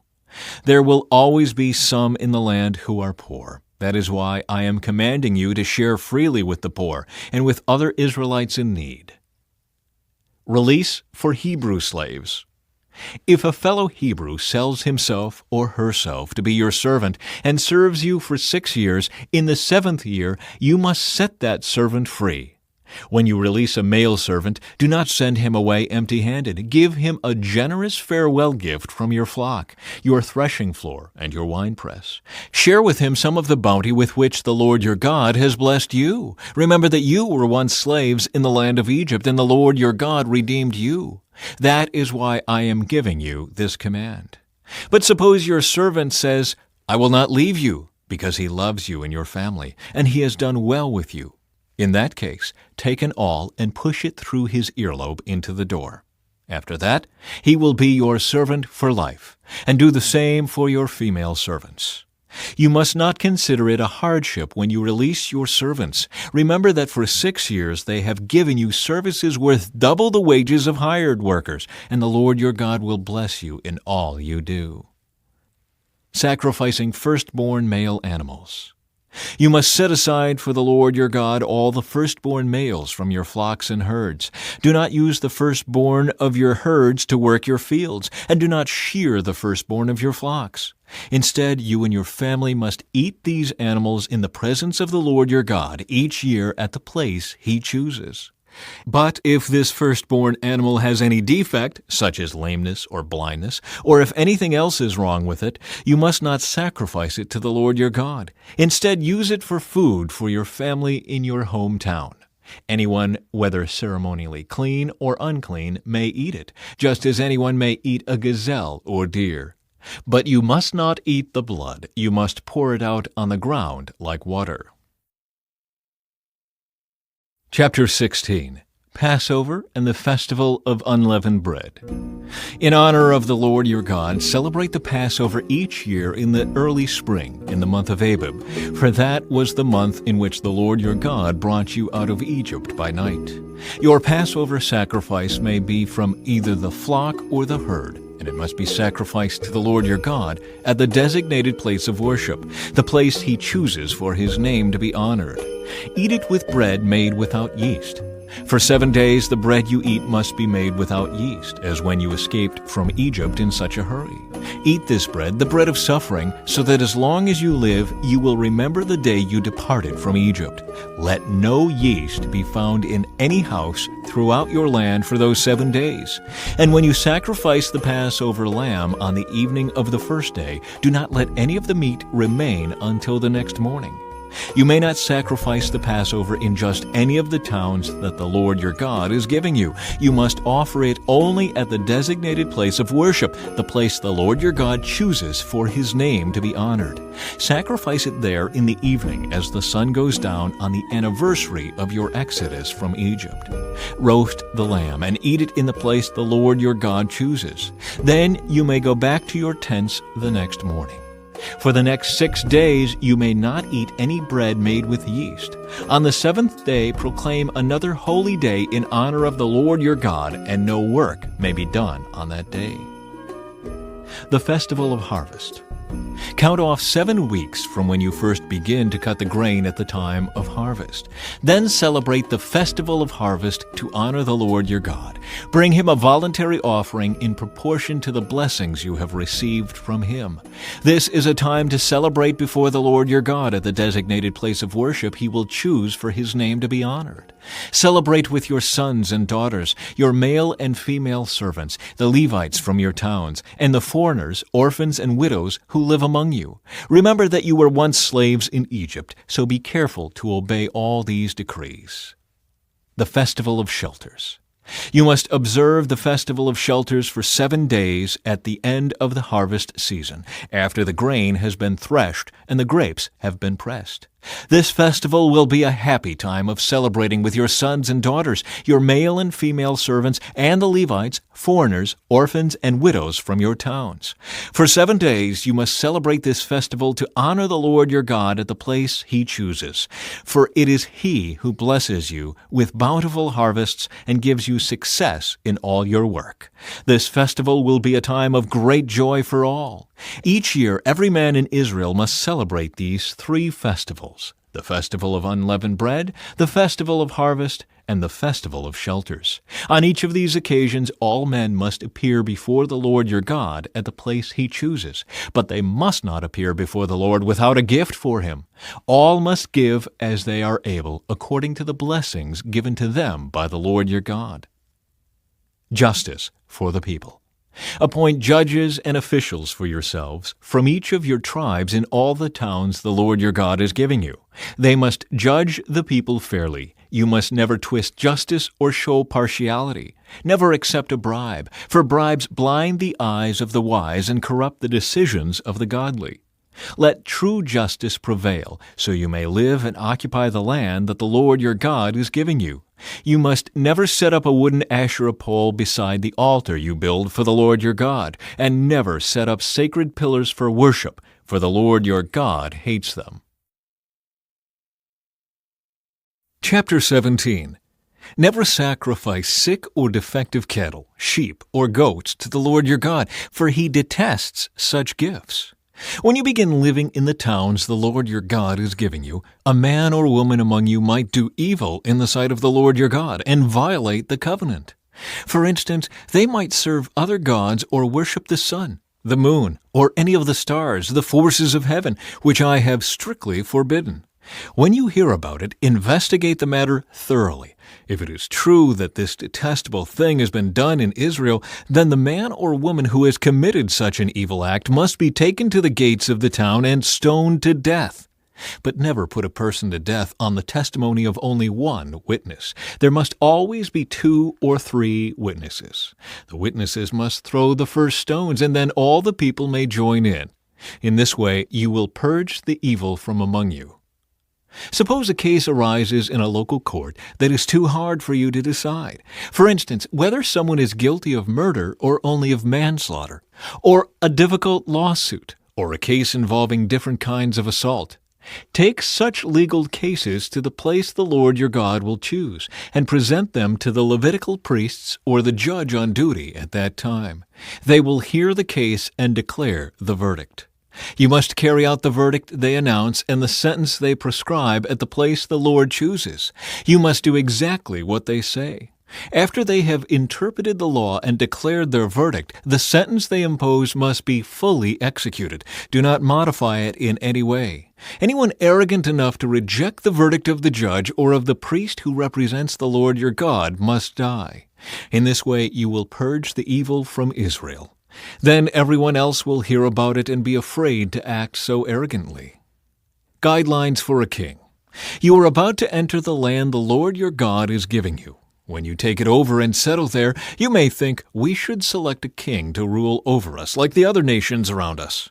If this happens, be sure to select as king the man the Lord your God chooses. You must appoint a fellow Israelite. He may not be a foreigner. The king must not build up a large stable of horses for himself or send his people to Egypt to buy horses, for the Lord has told you, you must never return to Egypt. The king must not take many wives for himself, because they will turn his heart away from the Lord. And he must not accumulate large amounts of wealth in silver and gold for himself. When he sits on the throne as king, he must copy for himself this body of instruction on a scroll in the presence of the Levitical priests. He must always keep that copy with him and read it daily as long as he lives. That way he will learn to fear the Lord his God by obeying all the terms of these instructions and decrees. This regular reading will prevent him from becoming proud and acting as if he is above his fellow citizens. It will also prevent him from turning away from these commands in the smallest way. And it will ensure that he and his descendants will reign for many generations in Israel. Chapter 18. Gifts for the priests and Levites. Remember that the Levitical priests, that is, the whole of the tribe of Levi, will receive no allotment of land among the other tribes in Israel. Instead, the priests and Levites will eat from the special gifts given to the Lord, for that is their share. They will have no land of their own among the Israelites. The Lord himself is their special possession, just as he promised them. These are the parts the priests may claim as their share from the cattle, sheep, and goats that the people bring as offerings, the shoulder, the cheeks, and the stomach. You must also give to the priests the first share of the grain, the new wine, the olive oil, and the wool at shearing time. For the Lord your God chose the tribe of Levi out of all your tribes to minister in the Lord's name forever. Suppose a Levite chooses to move from his town in Israel, wherever he is living, to the place the Lord chooses for worship. He may minister there in the name of the Lord his God, just like all his fellow Levites who are serving the Lord there. He may eat his share of the sacrifices and offerings, even if he also receives support from his family. A call to holy living. When you enter the land the Lord your God is giving you, be very careful not to imitate the detestable customs of the nations living there. For example, never sacrifice your son or daughter as a burnt offering, and do not let your people practice fortune-telling, or use sorcery, or interpret omens, or engage in witchcraft, or cast spells, or function as mediums or psychics, or call forth the spirits of the dead. Anyone who does these things is detestable to the Lord. It is because the other nations have done these detestable things that the Lord your God will drive them out ahead of you. But you must be blameless before the Lord your God. The nations you are about to displace consult sorcerers and fortune-tellers, but the Lord your God forbids you to do such things. true and false prophets. Moses continued, "The Lord your God will raise up for you a prophet like me from among your fellow Israelites. You must listen to him, for this is what you yourselves requested of the Lord your God when you were assembled at Mount Sinai. You said, 'Don't let us hear the voice of the Lord our God any more, or see this blazing fire, for we will die.' Then the Lord said to me, 'What they have said is right. I will raise up a prophet like you from among their fellow Israelites. I will put my words in his mouth, and he will tell the people everything I command him. I will personally deal with anyone who will not listen to the messages the prophet proclaims on my behalf. But any prophet who falsely claims to speak in my name, or who speaks in the name of another god, must die.' But you may wonder, how will we know whether or not a prophecy is from the Lord? If the prophet speaks in the Lord's name, but his prediction does not happen or come true, you will know that the Lord did not give that message. That prophet has spoken without my authority and need not be feared." Chapter 19. Cities of Refuge. When the Lord your God destroys the nations whose land he is giving you, you will take over their land and settle in their towns and homes. Then you must set apart 3 cities of refuge in the land the Lord your God is giving you. Survey the territory and divide the land the Lord your God is giving you into 3 districts, with one of these cities in each district. Then anyone who has killed someone can flee to one of the cities of refuge for safety. If someone kills another person unintentionally, without previous hostility, the slayer may flee to any of these cities to live in safety. For example, suppose someone goes into the forest with a neighbor to cut wood, and suppose one of them swings an axe to chop down a tree, and the axe head flies off the handle, killing the other person. In such cases, the slayer may flee to one of the cities of refuge to live in safety. If the distance to the nearest city of refuge is too far, an enraged avenger might be able to chase down and kill the person who caused the death. Then the slayer would die unfairly, since he had never shown hostility toward the person who died. That is why I am commanding you to set aside 3 cities of refuge. And if the Lord your God enlarges your territory as he swore to your ancestors and gives you all the land he promised them, you must designate 3 additional cities of refuge. He will give you this land if you are careful to obey all the commands I have given you, if you always love the Lord your God and walk in his ways. That way you will prevent the death of innocent people in the land the Lord your God is giving you as your special possession. You will not be held responsible for the death of innocent people. But suppose someone is hostile toward a neighbor and deliberately ambushes and murders him, and then flees to one of the cities of refuge. In that case, the elders of the murderer's hometown must send agents to the city of refuge to bring him back and hand him over to the dead person's avenger to be put to death. Do not feel sorry for that murderer. Purge from Israel the guilt of murdering innocent people, then all will go well with you. Concern for justice. When you arrive in the land the Lord your God is giving you as your special possession, you must never steal anyone's land by moving the boundary markers your ancestors set up to mark their property. You must not convict anyone of a crime on the testimony of only one witness. The facts of the case must be established by the testimony of 2 or 3 witnesses. If a malicious witness comes forward and accuses someone of a crime, then both the accuser and accused must appear before the Lord by coming to the priests and judges in office at that time. The judges must investigate the case thoroughly. If the accuser has brought false charges against his fellow Israelite, you must impose on the accuser the sentence he intended for the other person. In this way, you will purge such evil from among you. Then the rest of the people will hear about it and be afraid to do such an evil thing. You must show no pity for the guilty. Your rule should be life for life, eye for eye, tooth for tooth, hand for hand, foot for foot. Chapter 20. Regulations concerning war. When you go out to fight your enemies and you face horses and chariots and an army greater than your own, do not be afraid. the Lord your God, who brought you out of the land of Egypt, is with you. When you prepare for battle, the priest must come forward to speak to the troops. He will say to them, "Listen to me, all you men of Israel.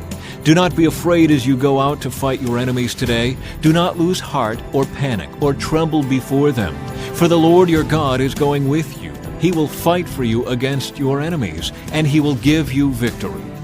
Then the officers of the army must address the troops and say, "Has anyone here just built a new house, but not yet dedicated it? If so, you may go home.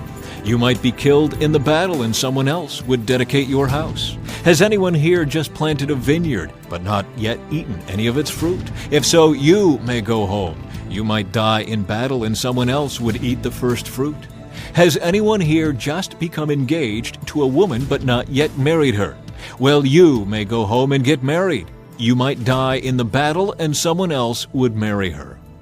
Then the officers will also say, "Is anyone here afraid or worried? If you are, you may go home before you frighten anyone else." When the officers have finished speaking to their troops, they will appoint the unit commanders. As you approach a town to attack it, you must first offer its people terms for peace. If they accept your terms and open the gates to you, then all the people inside will serve you in forced labor. But if they refuse to make peace and prepare to fight, you must attack the town. When the Lord your God hands the town over to you, use your swords to kill every man in the town. But you may keep for yourselves all the women, children, livestock, and other plunder. You may enjoy the plunder from your enemies that the Lord your God has given you. But these instructions apply only to distant towns, not to the towns of the nations in the land you will enter. In those towns that the Lord your God is giving you as a special possession, destroy every living thing. You must completely destroy the Hittites, Amorites, Canaanites, Perizzites, Hivites, and Jebusites, just as the Lord your God has commanded you. This will prevent the people of the land from teaching you to imitate their detestable customs in the worship of their gods, which would cause you to sin deeply against the Lord your God. When you are attacking a town and the war drags on, you must not cut down the trees with your axes. You may eat the fruit, but do not cut down the trees. Are the trees your enemies that you should attack them? You may only cut down trees that you know are not valuable for food. Use them to make the equipment you need to attack the enemy town until it falls. Chapter 21. Cleansing for Unsolved Murder. When you are in the land the Lord your God is giving you, someone may be found murdered in a field, and you don't know who committed the murder. In such a case, your elders and judges must measure the distance from the site of the crime to the nearby towns. When the nearest town has been determined, that town's elders must select from the herd a young cow that has never been trained or yoked to a plow. They must lead it down to a valley that has not been plowed or planted and that has a stream running through it. There in the valley they must break the young cow's neck. Then the Levitical priests must step forward, for the Lord your God has chosen them to minister before him and to pronounce blessings in the Lord's name. They are to decide all legal and criminal cases. The elders of the town must wash their hands over the young cow whose neck was broken. Then they must say, "Our hands did not shed this person's blood, nor did we see it happen. O Lord, forgive your people Israel, whom you have redeemed. Do not charge your people with the guilt of murdering an innocent person." Then they will be absolved of the guilt of this person's blood. By following these instructions, you will do what is right in the Lord's sight and will cleanse the guilt of murder from your community. Marriage to a captive woman. Suppose you go out to war against your enemies, and the Lord your God hands them over to you, and you take some of them as captives. And suppose you see among the captives a beautiful woman, and you are attracted to her and want to marry her. If this happens, you may take her to your home, where she must shave her head, cut her nails, and change the clothes she was wearing when she was captured. She will stay in your home, but let her mourn for her father and mother for a full month. Then you may marry her, and you will be her husband, and she will be your wife. But if you marry her and she does not please you, you must let her go free. You may not sell her or treat her as a slave, for you have humiliated her. Rights of the firstborn.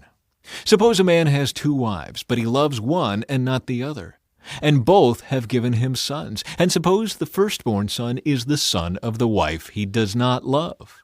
When the man divides his inheritance, he may not give the larger inheritance to his younger son, the son of the wife he loves, as if he were the firstborn son. He must recognize the rights of his oldest son, the son of the wife he does not love, by giving him a double portion. He is the first son of his father's virility, and the rights of the firstborn belong to him. Dealing with a rebellious son. Suppose a man has a stubborn and rebellious son who will not obey his father or mother, even though they discipline him. In such a case, the father and mother must take the son to the elders as they hold court at the town gate. The parents must say to the elders, "This son of ours is stubborn and rebellious and refuses to obey. He is a glutton and a drunkard." Then all the men of his town must stone him to death. In this way you will purge this evil from among you, and all Israel will hear about it and be afraid. Various regulations. If someone has committed a crime worthy of death and is executed and hung on a tree, the body must not remain hanging from the tree overnight. You must bury the body that same day, for anyone who is hung is cursed in the sight of God. In this way, you will prevent the defilement of the land the Lord your God is giving you as your special possession. Chapter 22. If you see your neighbor's ox or sheep or goat wandering away, don't ignore your responsibility. Take it back to its owner. If its owner does not live nearby, or you don't know who the owner is, take it to your place and keep it until the owner comes looking for it. Then you must return it. Do the same if you find your neighbor's donkey, clothing, or anything else your neighbor loses. Don't ignore your responsibility. If you see that your neighbor's donkey or ox has collapsed on the road, do not look the other way. Go and help your neighbor get it back on its feet. A woman must not put on men's clothing, and a man must not wear women's clothing. Anyone who does this is detestable in the sight of the Lord your God. If you happen to find a bird's nest in a tree or on the ground, and there are young ones or eggs in it with the mother sitting in the nest, do not take the mother with the young. You may take the young, but let the mother go, so that you may prosper and enjoy a long life. When you build a new house, you must build a railing around the edge of its flat roof. That way you will not be considered guilty of murder if someone falls from the roof. You must not plant any other crop between the rows of your vineyard. If you do, you are forbidden to use either the grapes from the vineyard or the other crop. You must not plow with an ox and a donkey harnessed together. You must not wear clothing made of wool and linen woven together. You must put 4 tassels on the hem of the cloak with which you cover yourself, on the front, back, and sides. Regulations for sexual purity. Suppose a man marries a woman, but after sleeping with her, he turns against her and publicly accuses her of shameful conduct, saying, "When I married this woman, I discovered she was not a virgin." Then the woman's father and mother must bring the proof of her virginity to the elders as they hold court at the town gate. Her father must say to them, "I gave my daughter to this man to be his wife, and now he has turned against her. He has accused her of shameful conduct, saying, 'I discovered that your daughter was not a virgin, but here is the proof of my daughter's virginity.'" Then they must spread her bedsheet before the elders. The elders must then take the man and punish him. They must also fine him 100 pieces of silver, which he must pay to the woman's father because he publicly accused a virgin of Israel of shameful conduct. The woman will then remain the man's wife, and he may never divorce her. But suppose the man's accusations are true and he can show that she was not a virgin. The woman must be taken to the door of her father's home, and there the men of the town must stone her to death, for she has committed a disgraceful crime in Israel by being promiscuous while living in her parents' home. In this way you will purge this evil from among you. If a man is discovered committing adultery, both he and the woman must die. In this way you will purge Israel of such evil. Suppose a man meets a young woman, a virgin, who is engaged to be married, and he has sexual intercourse with her. If this happens within a town, you must take both of them to the gates of that town and stone them to death. The woman is guilty because she did not scream for help. The man must die because he violated another man's wife. In this way you will purge this evil from among you. But if the man meets the engaged woman out in the country and he rapes her, then only the man must die. Do nothing to the young woman. She has committed no crime worthy of death. She is as innocent as a murder victim. Since the man raped her out in the country, it must be assumed that she screamed, but there was no one to rescue her. Suppose a man has intercourse with a young woman who is a virgin, but is not engaged to be married. If they are discovered, he must pay her father 50 pieces of silver. Then he must marry the young woman because he violated her, and he may never divorce her as long as he lives. A man must not marry his father's former wife, for this would violate his father. Chapter 23. Regulations concerning worship. If a man's testicles are crushed or his penis is cut off, he may not be admitted to the assembly of the Lord. If a person is illegitimate by birth, neither he nor his descendants for 10 generations may be admitted to the assembly of the Lord. No Ammonite or Moabite or any of their descendants for 10 generations may be admitted to the assembly of the Lord. These nations did not welcome you with food and water when you came out of Egypt. Instead, they hired Balaam, son of Beor from Pethor in distant Aram Naharaim, to curse you. But the Lord your God refused to listen to Balaam. He turned the intended curse into a blessing because the Lord your God loves you. As long as you live, you must never promote the welfare and prosperity of the Ammonites or Moabites. Do not detest the Edomites or the Egyptians, because the Edomites are your relatives, and you lived as foreigners among the Egyptians. The 3rd generation of Edomites and Egyptians may enter the assembly of the Lord. Miscellaneous regulations. When you go to war against your enemies, be sure to stay away from anything that is impure. Any man who becomes ceremonially defiled because of a nocturnal emission must leave the camp and stay away all day. Toward evening he must bathe himself, and at sunset he may return to the camp. You must have a designated area outside the camp where you can go to relieve yourself. Each of you must have a spade as part of your equipment. Whenever you relieve yourself, dig a hole with the spade and cover the excrement. The camp must be holy, for the Lord your God moves around in your camp to protect you and to defeat your enemies. He must not see any shameful thing among you, or he will turn away from you. If slaves should escape from their masters and take refuge with you, you must not hand them over to their masters. Let them live among you in any town they choose, and do not oppress them. No Israelite, whether man or woman, may become a temple prostitute. When you are bringing an offering to fulfill a vow, you must not bring to the house of the Lord your God any offering from the earnings of a prostitute, whether a man or a woman, for both are detestable to the Lord your God.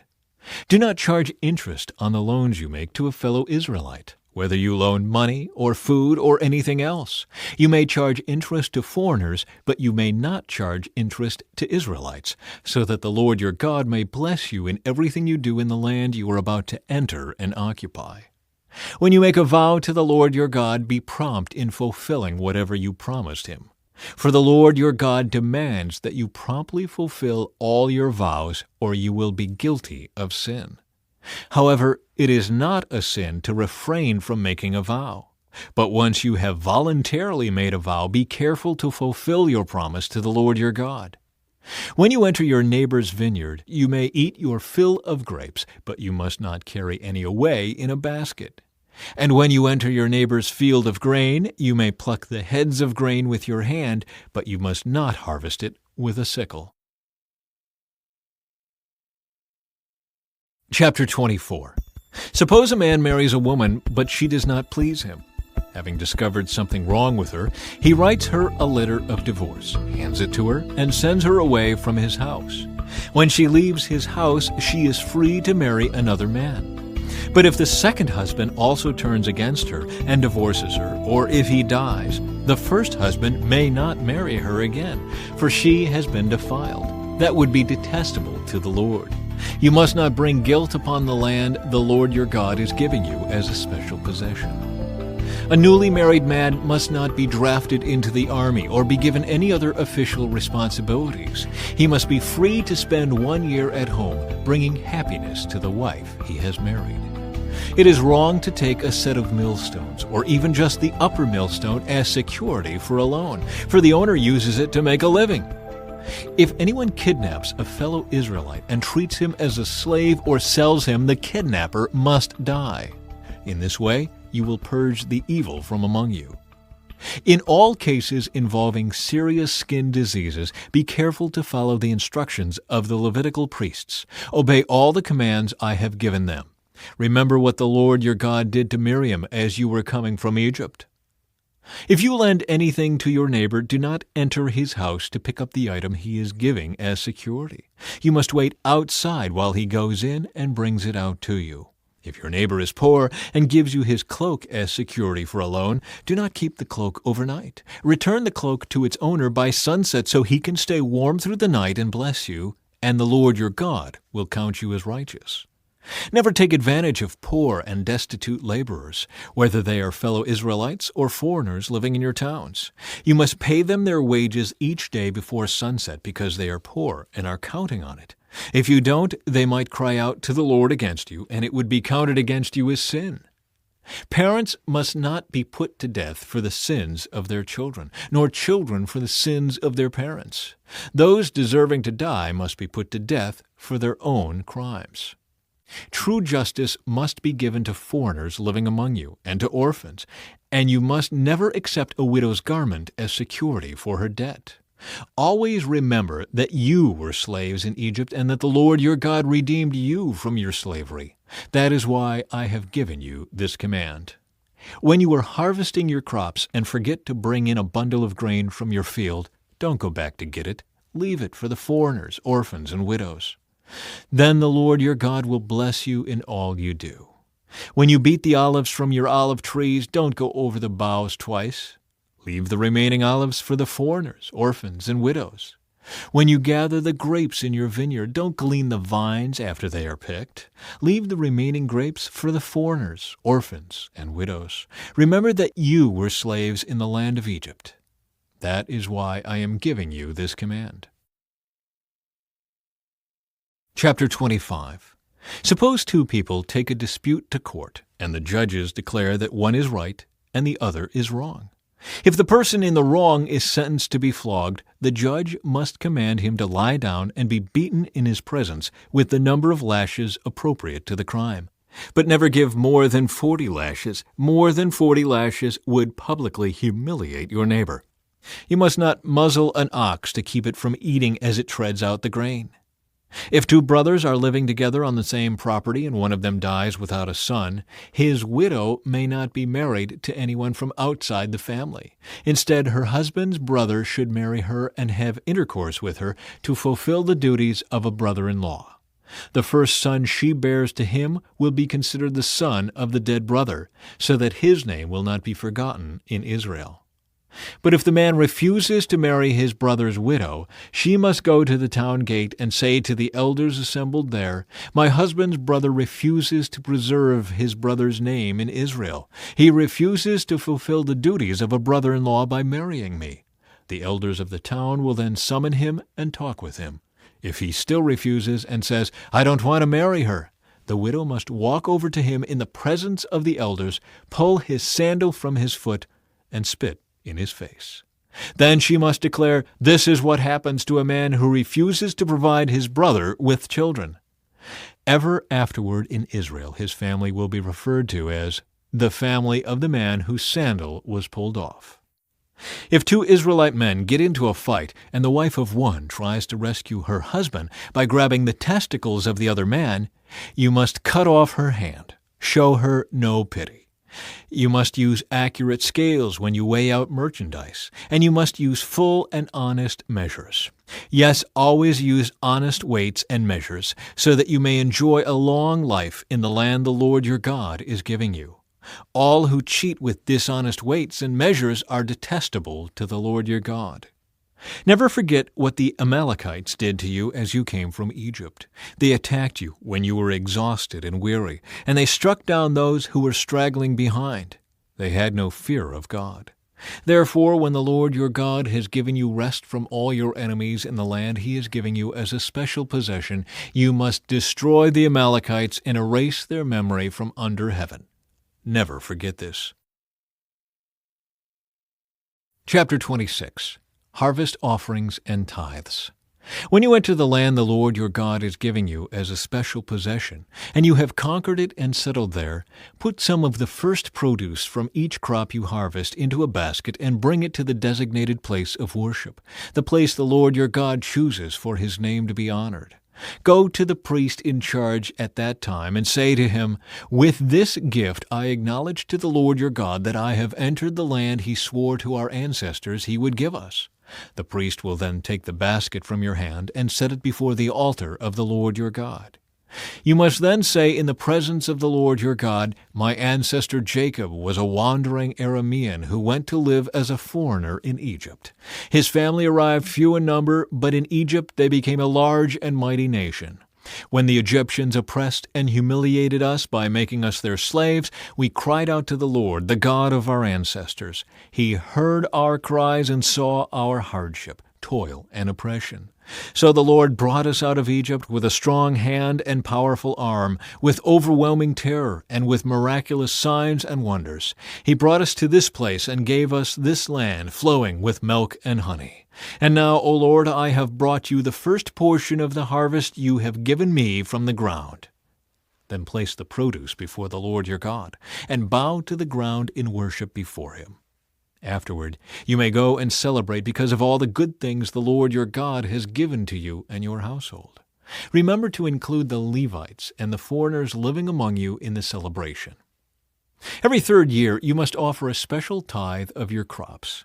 In this year of the special tithe, you must give your tithes to the Levites, foreigners, orphans, and widows, so that they will have enough to eat in your towns. Then you must declare in the presence of the Lord your God, "I have taken the sacred gift from my house, and have given it to the Levites, foreigners, orphans, and widows, just as you commanded me. I have not violated or forgotten any of your commands. I have not eaten any of it while in mourning. I have not handled it while I was ceremonially unclean, and I have not offered any of it to the dead. I have obeyed the Lord my God and have done everything you commanded me. Now look down from your holy dwelling place in heaven and bless your people Israel and the land you swore to our ancestors to give us, a land flowing with milk and honey." A call to obey the Lord's commands. Today the Lord your God has commanded you to obey all these decrees and regulations, so be careful to obey them wholeheartedly. You have declared today that the Lord is your God, and you have promised to walk in his ways, and to obey his decrees, commands, and regulations, and to do everything he tells you. The Lord has declared today that you are his people, his own special treasure, just as he promised, and that you must obey all his commands. And if you do, he will set you high above all the other nations he has made. Then you will receive praise, honor, and renown. You will be a nation that is holy to the Lord your God, just as he promised. Chapter 27. The Altar on Mount Ebal. Then Moses and the leaders of Israel gave this charge to the people: "Obey all these commands that I am giving you today. When you cross the Jordan River and enter the land the Lord your God is giving you, set up some large stones and coat them with plaster. Write this whole body of instruction on them when you cross the river to enter the land the Lord your God is giving you, a land flowing with milk and honey, just as the Lord, the God of your ancestors, promised you. When you cross the Jordan, set up these stones at Mount Ebal and coat them with plaster, as I am commanding you today. Then build an altar there to the Lord your God, using natural, uncut stones. You must not shape the stones with an iron tool. Build the altar of uncut stones and use it to offer burnt offerings to the Lord your God. Also sacrifice peace offerings on it and celebrate by feasting there before the Lord your God. You must clearly write all these instructions on the stones coated with plaster." Then Moses and the Levitical priests addressed all Israel as follows: "O Israel, be quiet and listen. Today you have become the people of the Lord your God. So you must obey the Lord your God by keeping all these commands and decrees that I am giving you today. Curses from Mount Ebal. That same day Moses also gave this charge to the people. When you cross the Jordan River, the tribes of Simeon, Levi, Judah, Issachar, Joseph, and Benjamin must stand on Mount Gerizim to proclaim a blessing over the people. And the tribes of Reuben, Gad, Asher, Zebulun, Dan, and Naphtali must stand on Mount Ebal to proclaim a curse. Then the Levites will shout to all the people of Israel, "Cursed is anyone who carves or casts an idol and secretly sets it up. These idols, the work of craftsmen, are detestable to the Lord." And all the people will reply, "Amen." "Cursed is anyone who dishonors father or mother." And all the people will reply, "Amen." "Cursed is anyone who steals property from a neighbor by moving a boundary marker." And all the people will reply, "Amen." "Cursed is anyone who leads a blind person astray on the road." And all the people will reply, "Amen." "Cursed is anyone who denies justice to foreigners, orphans, or widows." And all the people will reply, "Amen." "Cursed is anyone who has sexual intercourse with one of his father's wives, for he has violated his father." And all the people will reply, "Amen." "Cursed is anyone who has sexual intercourse with an animal." And all the people will reply, "Amen." "Cursed is anyone who has sexual intercourse with his sister, whether she is the daughter of his father or his mother." And all the people will reply, "Amen." "Cursed is anyone who has sexual intercourse with his mother-in-law." And all the people will reply, "Amen." "Cursed is anyone who attacks a neighbor in secret." And all the people will reply, "Amen." "Cursed is anyone who accepts payment to kill an innocent person." And all the people will reply, "Amen." "Cursed is anyone who does not affirm and obey the terms of these instructions." And all the people will reply, "Amen." Chapter 28. Blessings for Obedience. If you fully obey the Lord your God and carefully keep all His commands that I am giving you today, the Lord your God will set you high above all the nations of the world. You will experience all these blessings if you obey the Lord your God. Your towns and your fields will be blessed. Your children and your crops will be blessed. The offspring of your herds and flocks will be blessed. Your fruit baskets and breadboards will be blessed. Wherever you go and whatever you do, you will be blessed. The Lord will conquer your enemies when they attack you. They will attack you from one direction, but they will scatter from you in seven. The Lord will guarantee a blessing on everything you do and will fill your storehouses with grain. The Lord your God will bless you in the land He is giving you. If you obey the commands of the Lord your God and walk in His ways, the Lord will establish you as His holy people, as He swore He would do. Then all the nations of the world will see that you are a people claimed by the Lord, and they will stand in awe of you. The Lord will give you prosperity in the land He swore to your ancestors to give you, blessing you with many children, numerous livestock, and abundant crops. The Lord will send rain at the proper time from His rich treasury in the heavens, and will bless all the work you do. You will lend to many nations, but you will never need to borrow from them. If you listen to these commands of the Lord your God that I am giving you today, and if you carefully obey them, the Lord will make you the head and not the tail, and you will always be on top and never at the bottom. You must not turn away from any of the commands I am giving you today, nor follow after other gods and worship them. Curses for disobedience. But if you refuse to listen to the Lord your God and do not obey all the commands and decrees I am giving you today, all these curses will come and overwhelm you. Your towns and your fields will be cursed. Your fruit baskets and breadboards will be cursed. Your children and your crops will be cursed. The offspring of your herds and flocks will be cursed. Wherever you go and whatever you do, you will be cursed. The Lord Himself will send on you curses, confusion, and frustration in everything you do, until at last you are completely destroyed for doing evil and abandoning me. The Lord will afflict you with diseases until none of you are left in the land you are about to enter and occupy. The Lord will strike you with wasting diseases, fever and inflammation, with scorching heat and drought, and with blight and mildew. These disasters will pursue you until you die. The skies above will be as unyielding as bronze, and the earth beneath will be as hard as iron.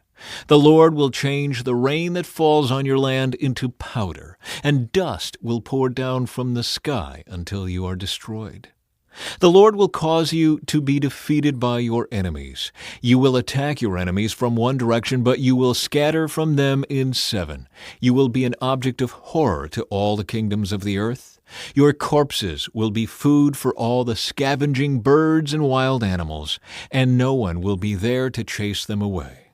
The Lord will afflict you with the boils of Egypt, and with tumors, scurvy, and the itch, from which you cannot be cured. The Lord will strike you with madness, blindness, and panic. You will grope around in broad daylight, like a blind person groping in the darkness, but you will not find your way. You will be oppressed and robbed continually, and no one will come to save you. You will be engaged to a woman, but another man will sleep with her. You will build a house, but someone else will live in it. You will plant a vineyard, but you will never enjoy its fruit. Your ox will be butchered before your eyes, but you will not eat a single bite of the meat. Your donkey will be taken from you, never to be returned. Your sheep and goats will be given to your enemies, and no one will be there to help you. You will watch as your sons and daughters are taken away as slaves. Your heart will break for them, but you won't be able to help them. A foreign nation you have never heard about will eat the crops you worked so hard to grow. You will suffer under constant oppression and harsh treatment. You will go mad because of all the tragedy you see around you. The Lord will cover your knees and legs with incurable boils. In fact, you will be covered from head to foot. The Lord will exile you and your king to a nation unknown to you and your ancestors. There in exile you will worship gods of wood and stone. You will become an object of horror, ridicule, and mockery among all the nations to which the Lord sends you. You will plant much, but harvest little, for locusts will eat your crops. You will plant vineyards and care for them, but you will not drink the wine or eat the grapes, for worms will destroy the vines. You will grow olive trees throughout your land, but you will never use the olive oil, for the fruit will drop before it ripens. You will have sons and daughters, but you will lose them, for they will be led away into captivity. Swarms of insects will destroy your trees and crops. The foreigners living among you will become stronger and stronger, while you become weaker and weaker. They will lend money to you, but you will not lend to them. They will be the head, and you will be the tail. If you refuse to listen to the Lord your God and to obey the commands and decrees He has given you, all these curses will pursue and overtake you until you are destroyed. These horrors will serve as a sign and warning among you and your descendants forever. If you do not serve the Lord your God with joy and enthusiasm for the abundant benefits you have received, you will serve your enemies whom the Lord will send against you. You will be left hungry, thirsty, naked, and lacking in everything. The Lord will put an iron yoke on your neck, oppressing you harshly until He has destroyed you. The Lord will bring a distant nation against you from the end of the earth, and it will swoop down on you like a vulture. It is a nation whose language you do not understand, a fierce and heartless nation that shows no respect for the old and no pity for the young. Its armies will devour your livestock and crops, and you will be destroyed. They will leave you no grain, new wine, olive oil, calves or lambs, and you will starve to death. They will attack your cities until all the fortified walls in your land, the walls you trusted to protect you, are knocked down. They will attack all the towns in the land the Lord your God has given you. The siege and terrible distress of the enemy's attack will be so severe that you will eat the flesh of your own sons and daughters, whom the Lord your God has given you. The most tender-hearted man among you will have no compassion for his own brother, his beloved wife, and his surviving children. He will refuse to share with them the flesh he is devouring, the flesh of one of his own children, because he has nothing else to eat during the siege and terrible distress that your enemy will inflict on all your towns. The most tender and delicate woman among you, so delicate she would not so much as touch the ground with her foot, will be selfish toward the husband she loves and toward her own son or daughter. She will hide from them the afterbirth and the new baby she has borne, so that she herself can secretly eat them. She will have nothing else to eat during the siege and terrible distress that your enemy will inflict on all your towns. If you refuse to obey all the words of instruction that are written in this book, and if you do not fear the glorious and awesome name of the Lord your God, then the Lord will overwhelm you and your children with indescribable plagues. These plagues will be intense and without relief, making you miserable and unbearably sick. He will afflict you with all the diseases of Egypt that you feared so much, and you will have no relief. The Lord will afflict you with every sickness and plague there is, even those not mentioned in this book of instruction, until you are destroyed. Though you become as numerous as the stars in the sky, few of you will be left because you would not listen to the Lord your God. Just as the Lord has found great pleasure in causing you to prosper and multiply, the Lord will find pleasure in destroying you. You will be torn from the land you are about to enter and occupy. For the Lord will scatter you among all the nations from one end of the earth to the other. There you will worship foreign gods that neither you nor your ancestors have known, gods made of wood and stone. There among those nations you will find no peace or place to rest. And the Lord will cause your heart to tremble, your eyesight to fail, and your soul to despair. Your life will constantly hang in the balance. You will live night and day in fear, unsure if you will survive. In the morning you will say, "If only it were night." And in the evening you will say, "If only it were morning." For you will be terrified by the awful horrors you see around you. Then the Lord will send you back to Egypt in ships, to a destination I promised you would never see again. There you will offer to sell yourselves to your enemies as slaves, but no one will buy you. Chapter 29. These are the terms of the covenant the Lord commanded Moses to make with the Israelites while they were in the land of Moab, in addition to the covenant he had made with them at Mount Sinai. Moses reviews the covenant.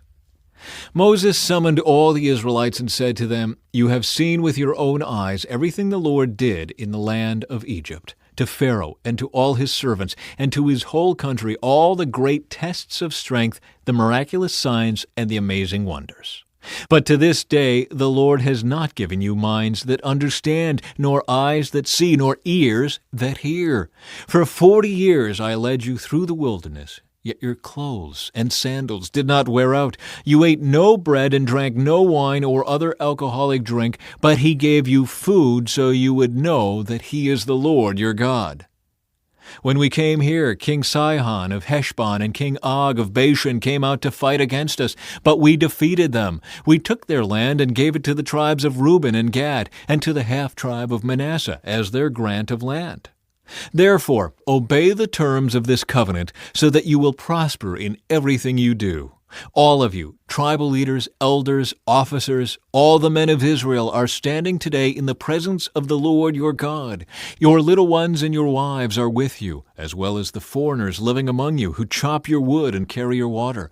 You are standing here today to enter into the covenant of the Lord your God.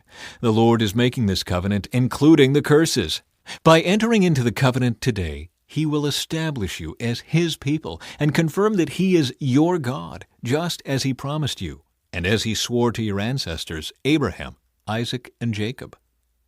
But you are not the only ones with whom I am making this covenant with its curses. I am making this covenant both with you who stand here today in the presence of the Lord our God, and also with the future generations who are not standing here today. You remember how we lived in the land of Egypt and how we traveled through the lands of enemy nations as we left. You have seen their detestable practices and their idols made of wood, stone, silver, and gold. I am making this covenant with you so that no one among you, no man, woman, clan, or tribe will turn away from the Lord our God to worship these gods of other nations, and so that no root among you bears bitter and poisonous fruit. Those who hear the warnings of this curse should not congratulate themselves, thinking, "I am safe even though I am following the desires of my own stubborn heart." This would lead to utter ruin. The Lord will never pardon such people. Instead, His anger and jealousy will burn against them. All the curses written in this book will come down on them, and the Lord will erase their names from under heaven. The Lord will separate them from all the tribes of Israel to pour out on them all the curses of the covenant recorded in this book of instruction. Then the generations to come, both your own descendants and the foreigners who come from distant lands, will see the devastation of the land and the diseases the Lord inflicts on it. They will exclaim, "The whole land is devastated by sulfur and salt. It is a wasteland with nothing planted and nothing growing, not even a blade of grass. It is like the cities of Sodom and Gomorrah, Admah and Zeboim, which the Lord destroyed in His intense anger." And all the surrounding nations will ask, "Why has the Lord done this to this land? Why was He so angry?" And the answer will be, "This happened because the people of the land abandoned the covenant that the Lord, the God of their ancestors, made with them when He brought them out of the land of Egypt. Instead, they turned away to serve and worship gods they had not known before, gods that were not from the Lord. That is why the Lord's anger has burned against this land, bringing down on it every curse recorded in this book. In great anger and fury the Lord uprooted His people from their land and banished them to another land, where they still live today. The Lord our God has secrets known to no one. We are not accountable for them, but we and our children are accountable forever for all that He has revealed to us, so that we may obey all the terms of these instructions. Chapter 30. A Call to Return to the Lord.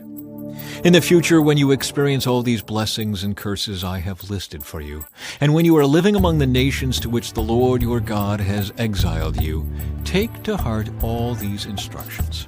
If at that time you and your children return to the Lord your God, and if you obey with all your heart and all your soul all the commands I have given you today, then the Lord your God will restore your fortunes. He will have mercy on you and gather you back from all the nations where He has scattered you. Even though you are banished to the ends of the earth, the Lord your God will gather you from there and bring you back again. The Lord your God will return you to the land that belonged to your ancestors, and you will possess that land again. Then He will make you even more prosperous and numerous than your ancestors. The Lord your God will change your heart and the hearts of all your descendants, so that you will love Him with all your heart and soul, and so you may live. The Lord your God will inflict all these curses on your enemies and on those who hate and persecute you. Then you will again obey the Lord and keep all His commands that I am giving you today. The Lord your God will then make you successful in everything you do. He will give you many children and numerous livestock, and He will cause your fields to produce abundant harvests. For the Lord will again delight in being good to you, as He was to your ancestors. The Lord your God will delight in you if you obey His voice and keep the commands and decrees written in this book of instruction, and if you turn to the Lord your God with all your heart and soul. The choice of life or death. This command I am giving you today is not too difficult for you to understand, and it is not beyond your reach. It is not kept in heaven, so distant that you must ask, "Who will go up to heaven and bring it down so we can hear it and obey?" It is not kept beyond the sea, so far away that you must ask, "Who will cross the sea to bring it to us so we can hear it and obey?" No, the message is very close at hand. It is on your lips and in your heart so that you can obey it. Now listen, today I am giving you a choice between life and death, between prosperity and disaster. For I command you this day to love the Lord your God and to keep His commands, decrees, and regulations by walking in His ways. If you do this, you will live and multiply, and the Lord your God will bless you in the land you are about to enter and occupy.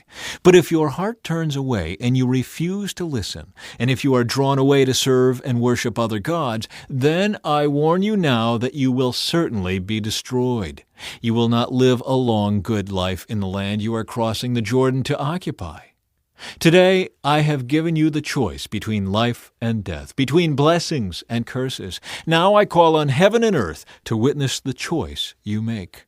Oh, that you would choose life, so that you and your descendants might live. You can make this choice by loving the Lord your God, obeying Him, and committing yourself firmly to Him. This is the key to your life. And if you love and obey the Lord, you will live long in the land the Lord swore to give your ancestors, Abraham, Isaac, and Jacob. Chapter 31. Joshua becomes Israel's leader. When Moses had finished giving these instructions to all the people of Israel, he said, I am now 120 years old, and I am no longer able to lead you. The Lord has told me, you will not cross the Jordan River. But the Lord your God Himself will cross over ahead of you. He will destroy the nations living there, and you will take possession of their land. Joshua will lead you across the river, just as the Lord promised. The Lord will destroy the nations living in the land, just as He destroyed Sihon and Og, the kings of the Amorites. The Lord will hand over to you the people who live there, and you must deal with them as I have commanded you. So be strong and courageous. Do not be afraid, and do not panic before them. For the Lord your God will personally go ahead of you. He will neither fail you nor abandon you. Then Moses called for Joshua, and as all Israel watched, he said to him, Be strong and courageous, for you will lead these people into the land that the Lord swore to their ancestors He would give them. You are the one who will divide it among them as their grants of land. Do not be afraid or discouraged, for the Lord will personally go ahead of you. He will be with you. He will neither fail you nor abandon you.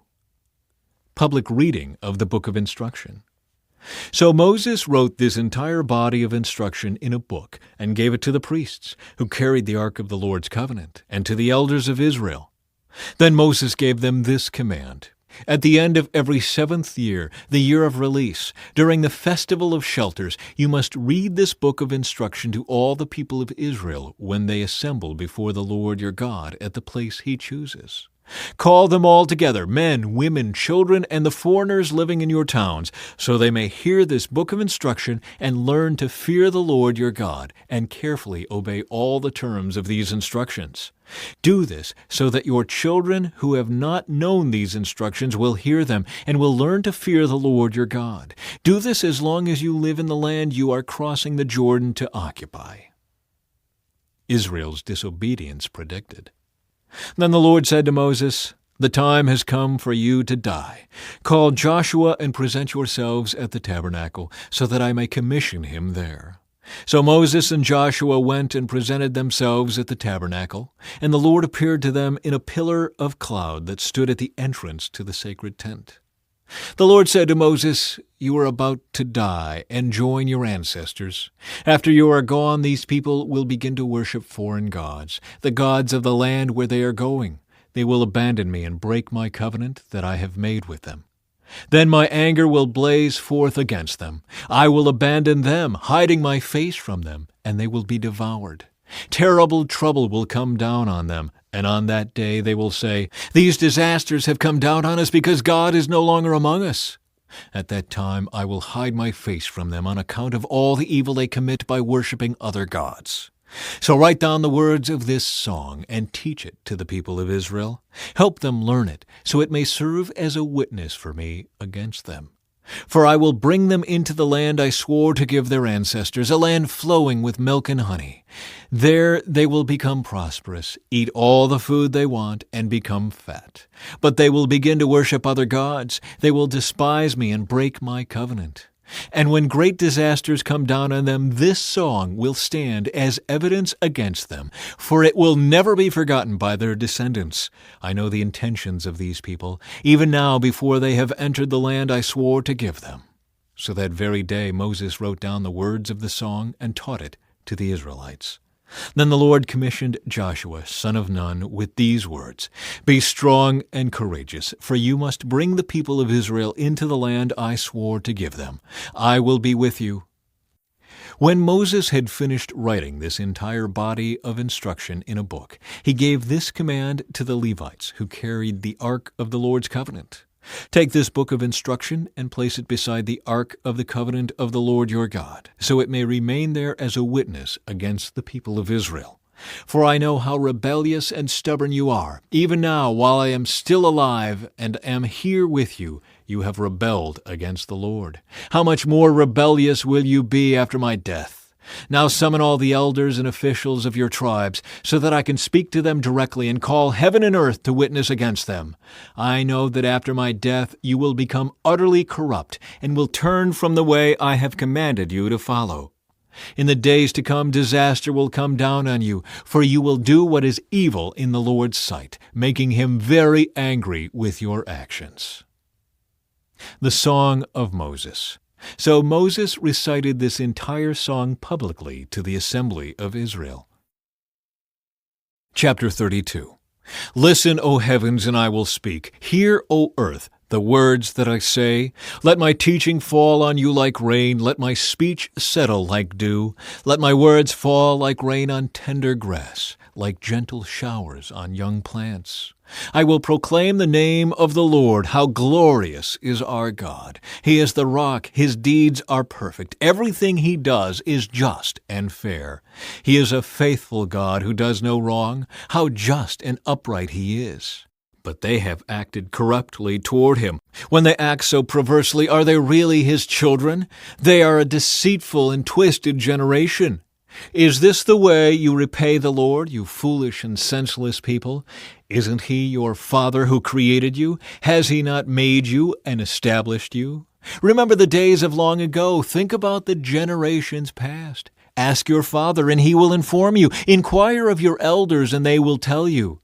When the Most High assigned lands to the nations, when he divided up the human race, he established the boundaries of the peoples according to the number in his heavenly court. For the people of Israel belong to the Lord. Jacob is his special possession. He found them in a desert land, in an empty, howling wasteland.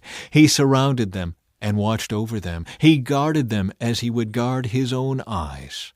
Like an eagle that rouses her chicks and hovers over her young, so he spread his wings to take them up and carried them safely on his pinions. The Lord alone guided them. They followed no foreign gods. He let them ride over the highlands and feast on the crops of the fields. He nourished them with honey from the rock and olive oil from the stony ground. He fed them yogurt from the herd and milk from the flock, together with the fat of lambs. He gave them choice rams from Bashan and goats, together with the choicest wheat. You drank the finest wine made from the juice of grapes. But Israel soon became fat and unruly. The people grew heavy, plump, and stuffed. Then they abandoned the God who had made them. They made light of the rock of their salvation. They stirred up his jealousy by worshiping foreign gods. They provoked his fury with detestable deeds. They offered sacrifices to demons, which are not God, to gods they had not known before, to new gods only recently arrived, to gods their ancestors had never feared. You neglected the rock who had fathered you. You forgot the God who had given you birth. The Lord saw this and drew back, provoked to anger by his own sons and daughters. He said, I will abandon them, then see what becomes of them. For they are a twisted generation, children without integrity. They have roused my jealousy by worshiping things that are not God. They have provoked my anger with their useless idols. Now I will rouse their jealousy through people who are not even a people. I will provoke their anger through the foolish Gentiles. For my anger blazes forth like fire and burns to the depths of the grave. It devours the earth and all its crops and ignites the foundations of the mountains.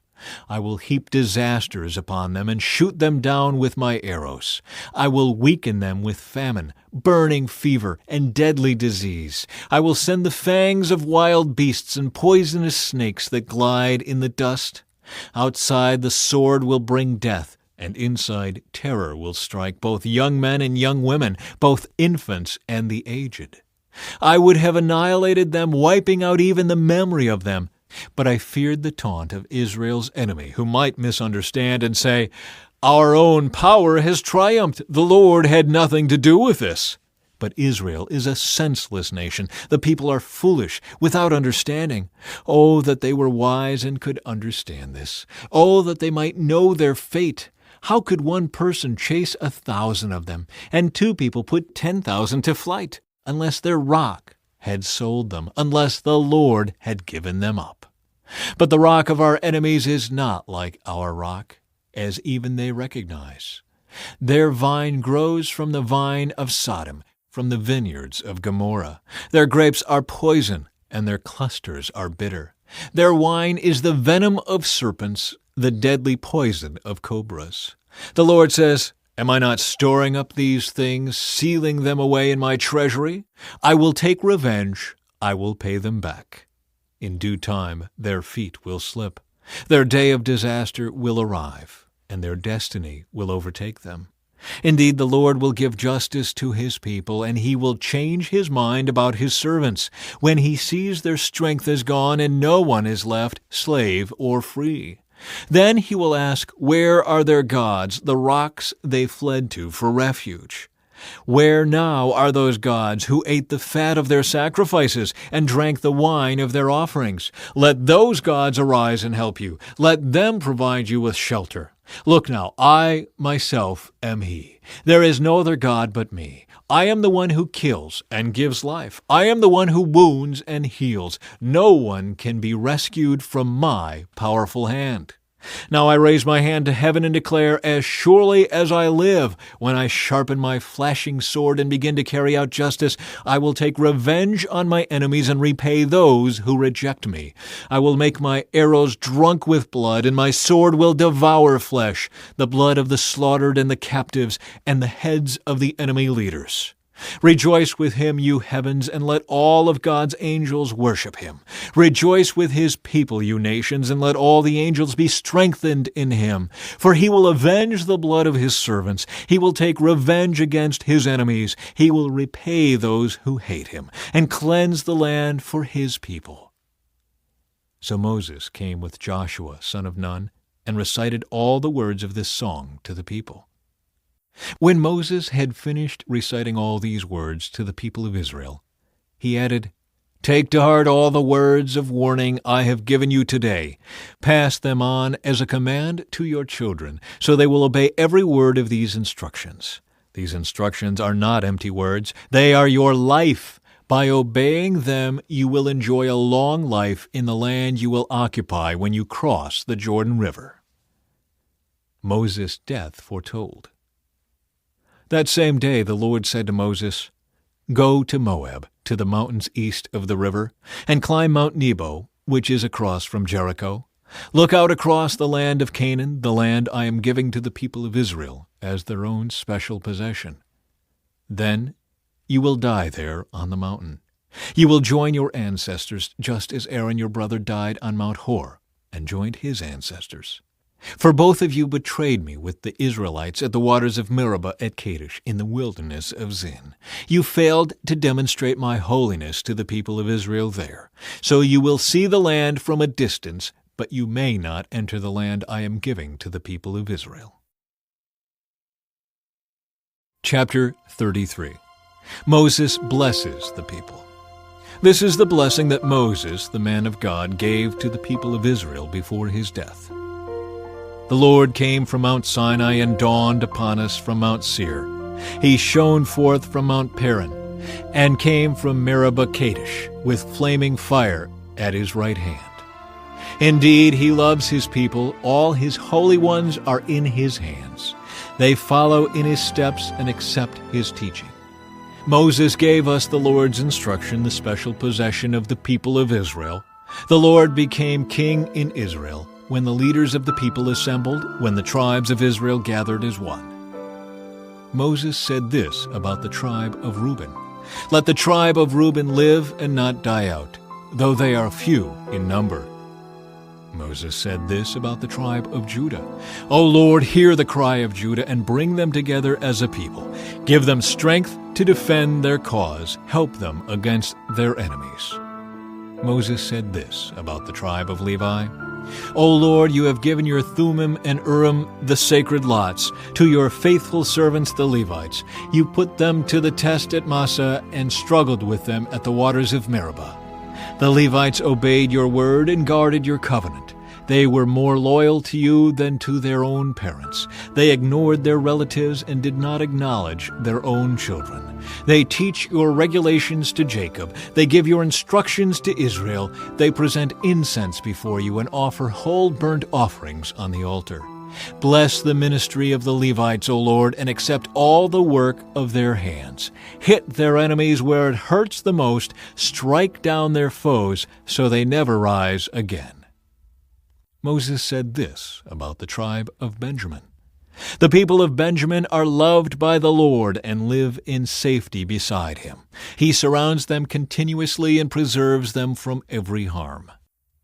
Moses said this about the tribes of Joseph. May their land be blessed by the Lord with the precious gift of dew from the heavens and water from beneath the earth, with the rich fruit that grows in the sun and the rich harvest produced each month, with the finest crops of the ancient mountains and the abundance from the everlasting hills, with the best gifts of the earth and its bounty, and the favor of the one who appeared in the burning bush. May these blessings rest on Joseph's head, crowning the brow of the prince among his brothers. Joseph has the majesty of a young bull. He has the horns of a wild ox. He will gore distant nations, driving them to the ends of the earth. This is my blessing for the multitudes of Ephraim and the thousands of Manasseh. Moses said this about the tribes of Zebulun and Issachar. May the people of Zebulun prosper in their travels. May the people of Issachar prosper at home in their tents. They summon the people to the mountain to offer proper sacrifices there. They benefit from the riches of the sea and the hidden treasures in the sand. Moses said this about the tribe of Gad. Blessed is the one who enlarges Gad's territory. Gad is poised there like a lion to tear off an arm or a head. The people of Gad took the best land for themselves. A leader's share was assigned to them. When the leaders of the people were assembled, they carried out the Lord's justice and obeyed his regulations for Israel. Moses said this about the tribe of Dan. Dan is a lion's cub, leaping out from Bashan. Moses said this about the tribe of Naphtali. O Naphtali, you are rich in favor and full of the Lord's blessings. May you possess the west and the south. Moses said this about the tribe of Asher. May Asher be blessed above other sons. May he be esteemed by his brothers. May he bathe his feet in olive oil. May the bolts of your gates be of iron and bronze. May you be secure all your days. There is no one like the God of Israel. He rides across the heavens to help you, across the skies in majestic splendor. The eternal God is your refuge, and his everlasting arms are under you. He drives out the enemy before you. He cries out, "Destroy them!" So Israel will live in safety, prosperous Jacob in security, in a land of grain and new wine, while the heavens drop down dew. How blessed you are, O Israel! Who else is like you, a people saved by the Lord? He is your protecting shield and your triumphant sword. Your enemies will cringe before you, and you will stomp on their backs. Chapter 34. The Death of Moses. Then Moses went up to Mount Nebo from the plains of Moab and climbed Pisgah Peak, which is across from Jericho. And the Lord showed him the whole land, from Gilead as far as Dan, all the land of Naphtali, the land of Ephraim and Manasseh, all the land of Judah extending to the Mediterranean Sea, the Negev, the Jordan Valley with Jericho, the city of palms as far as Zoar.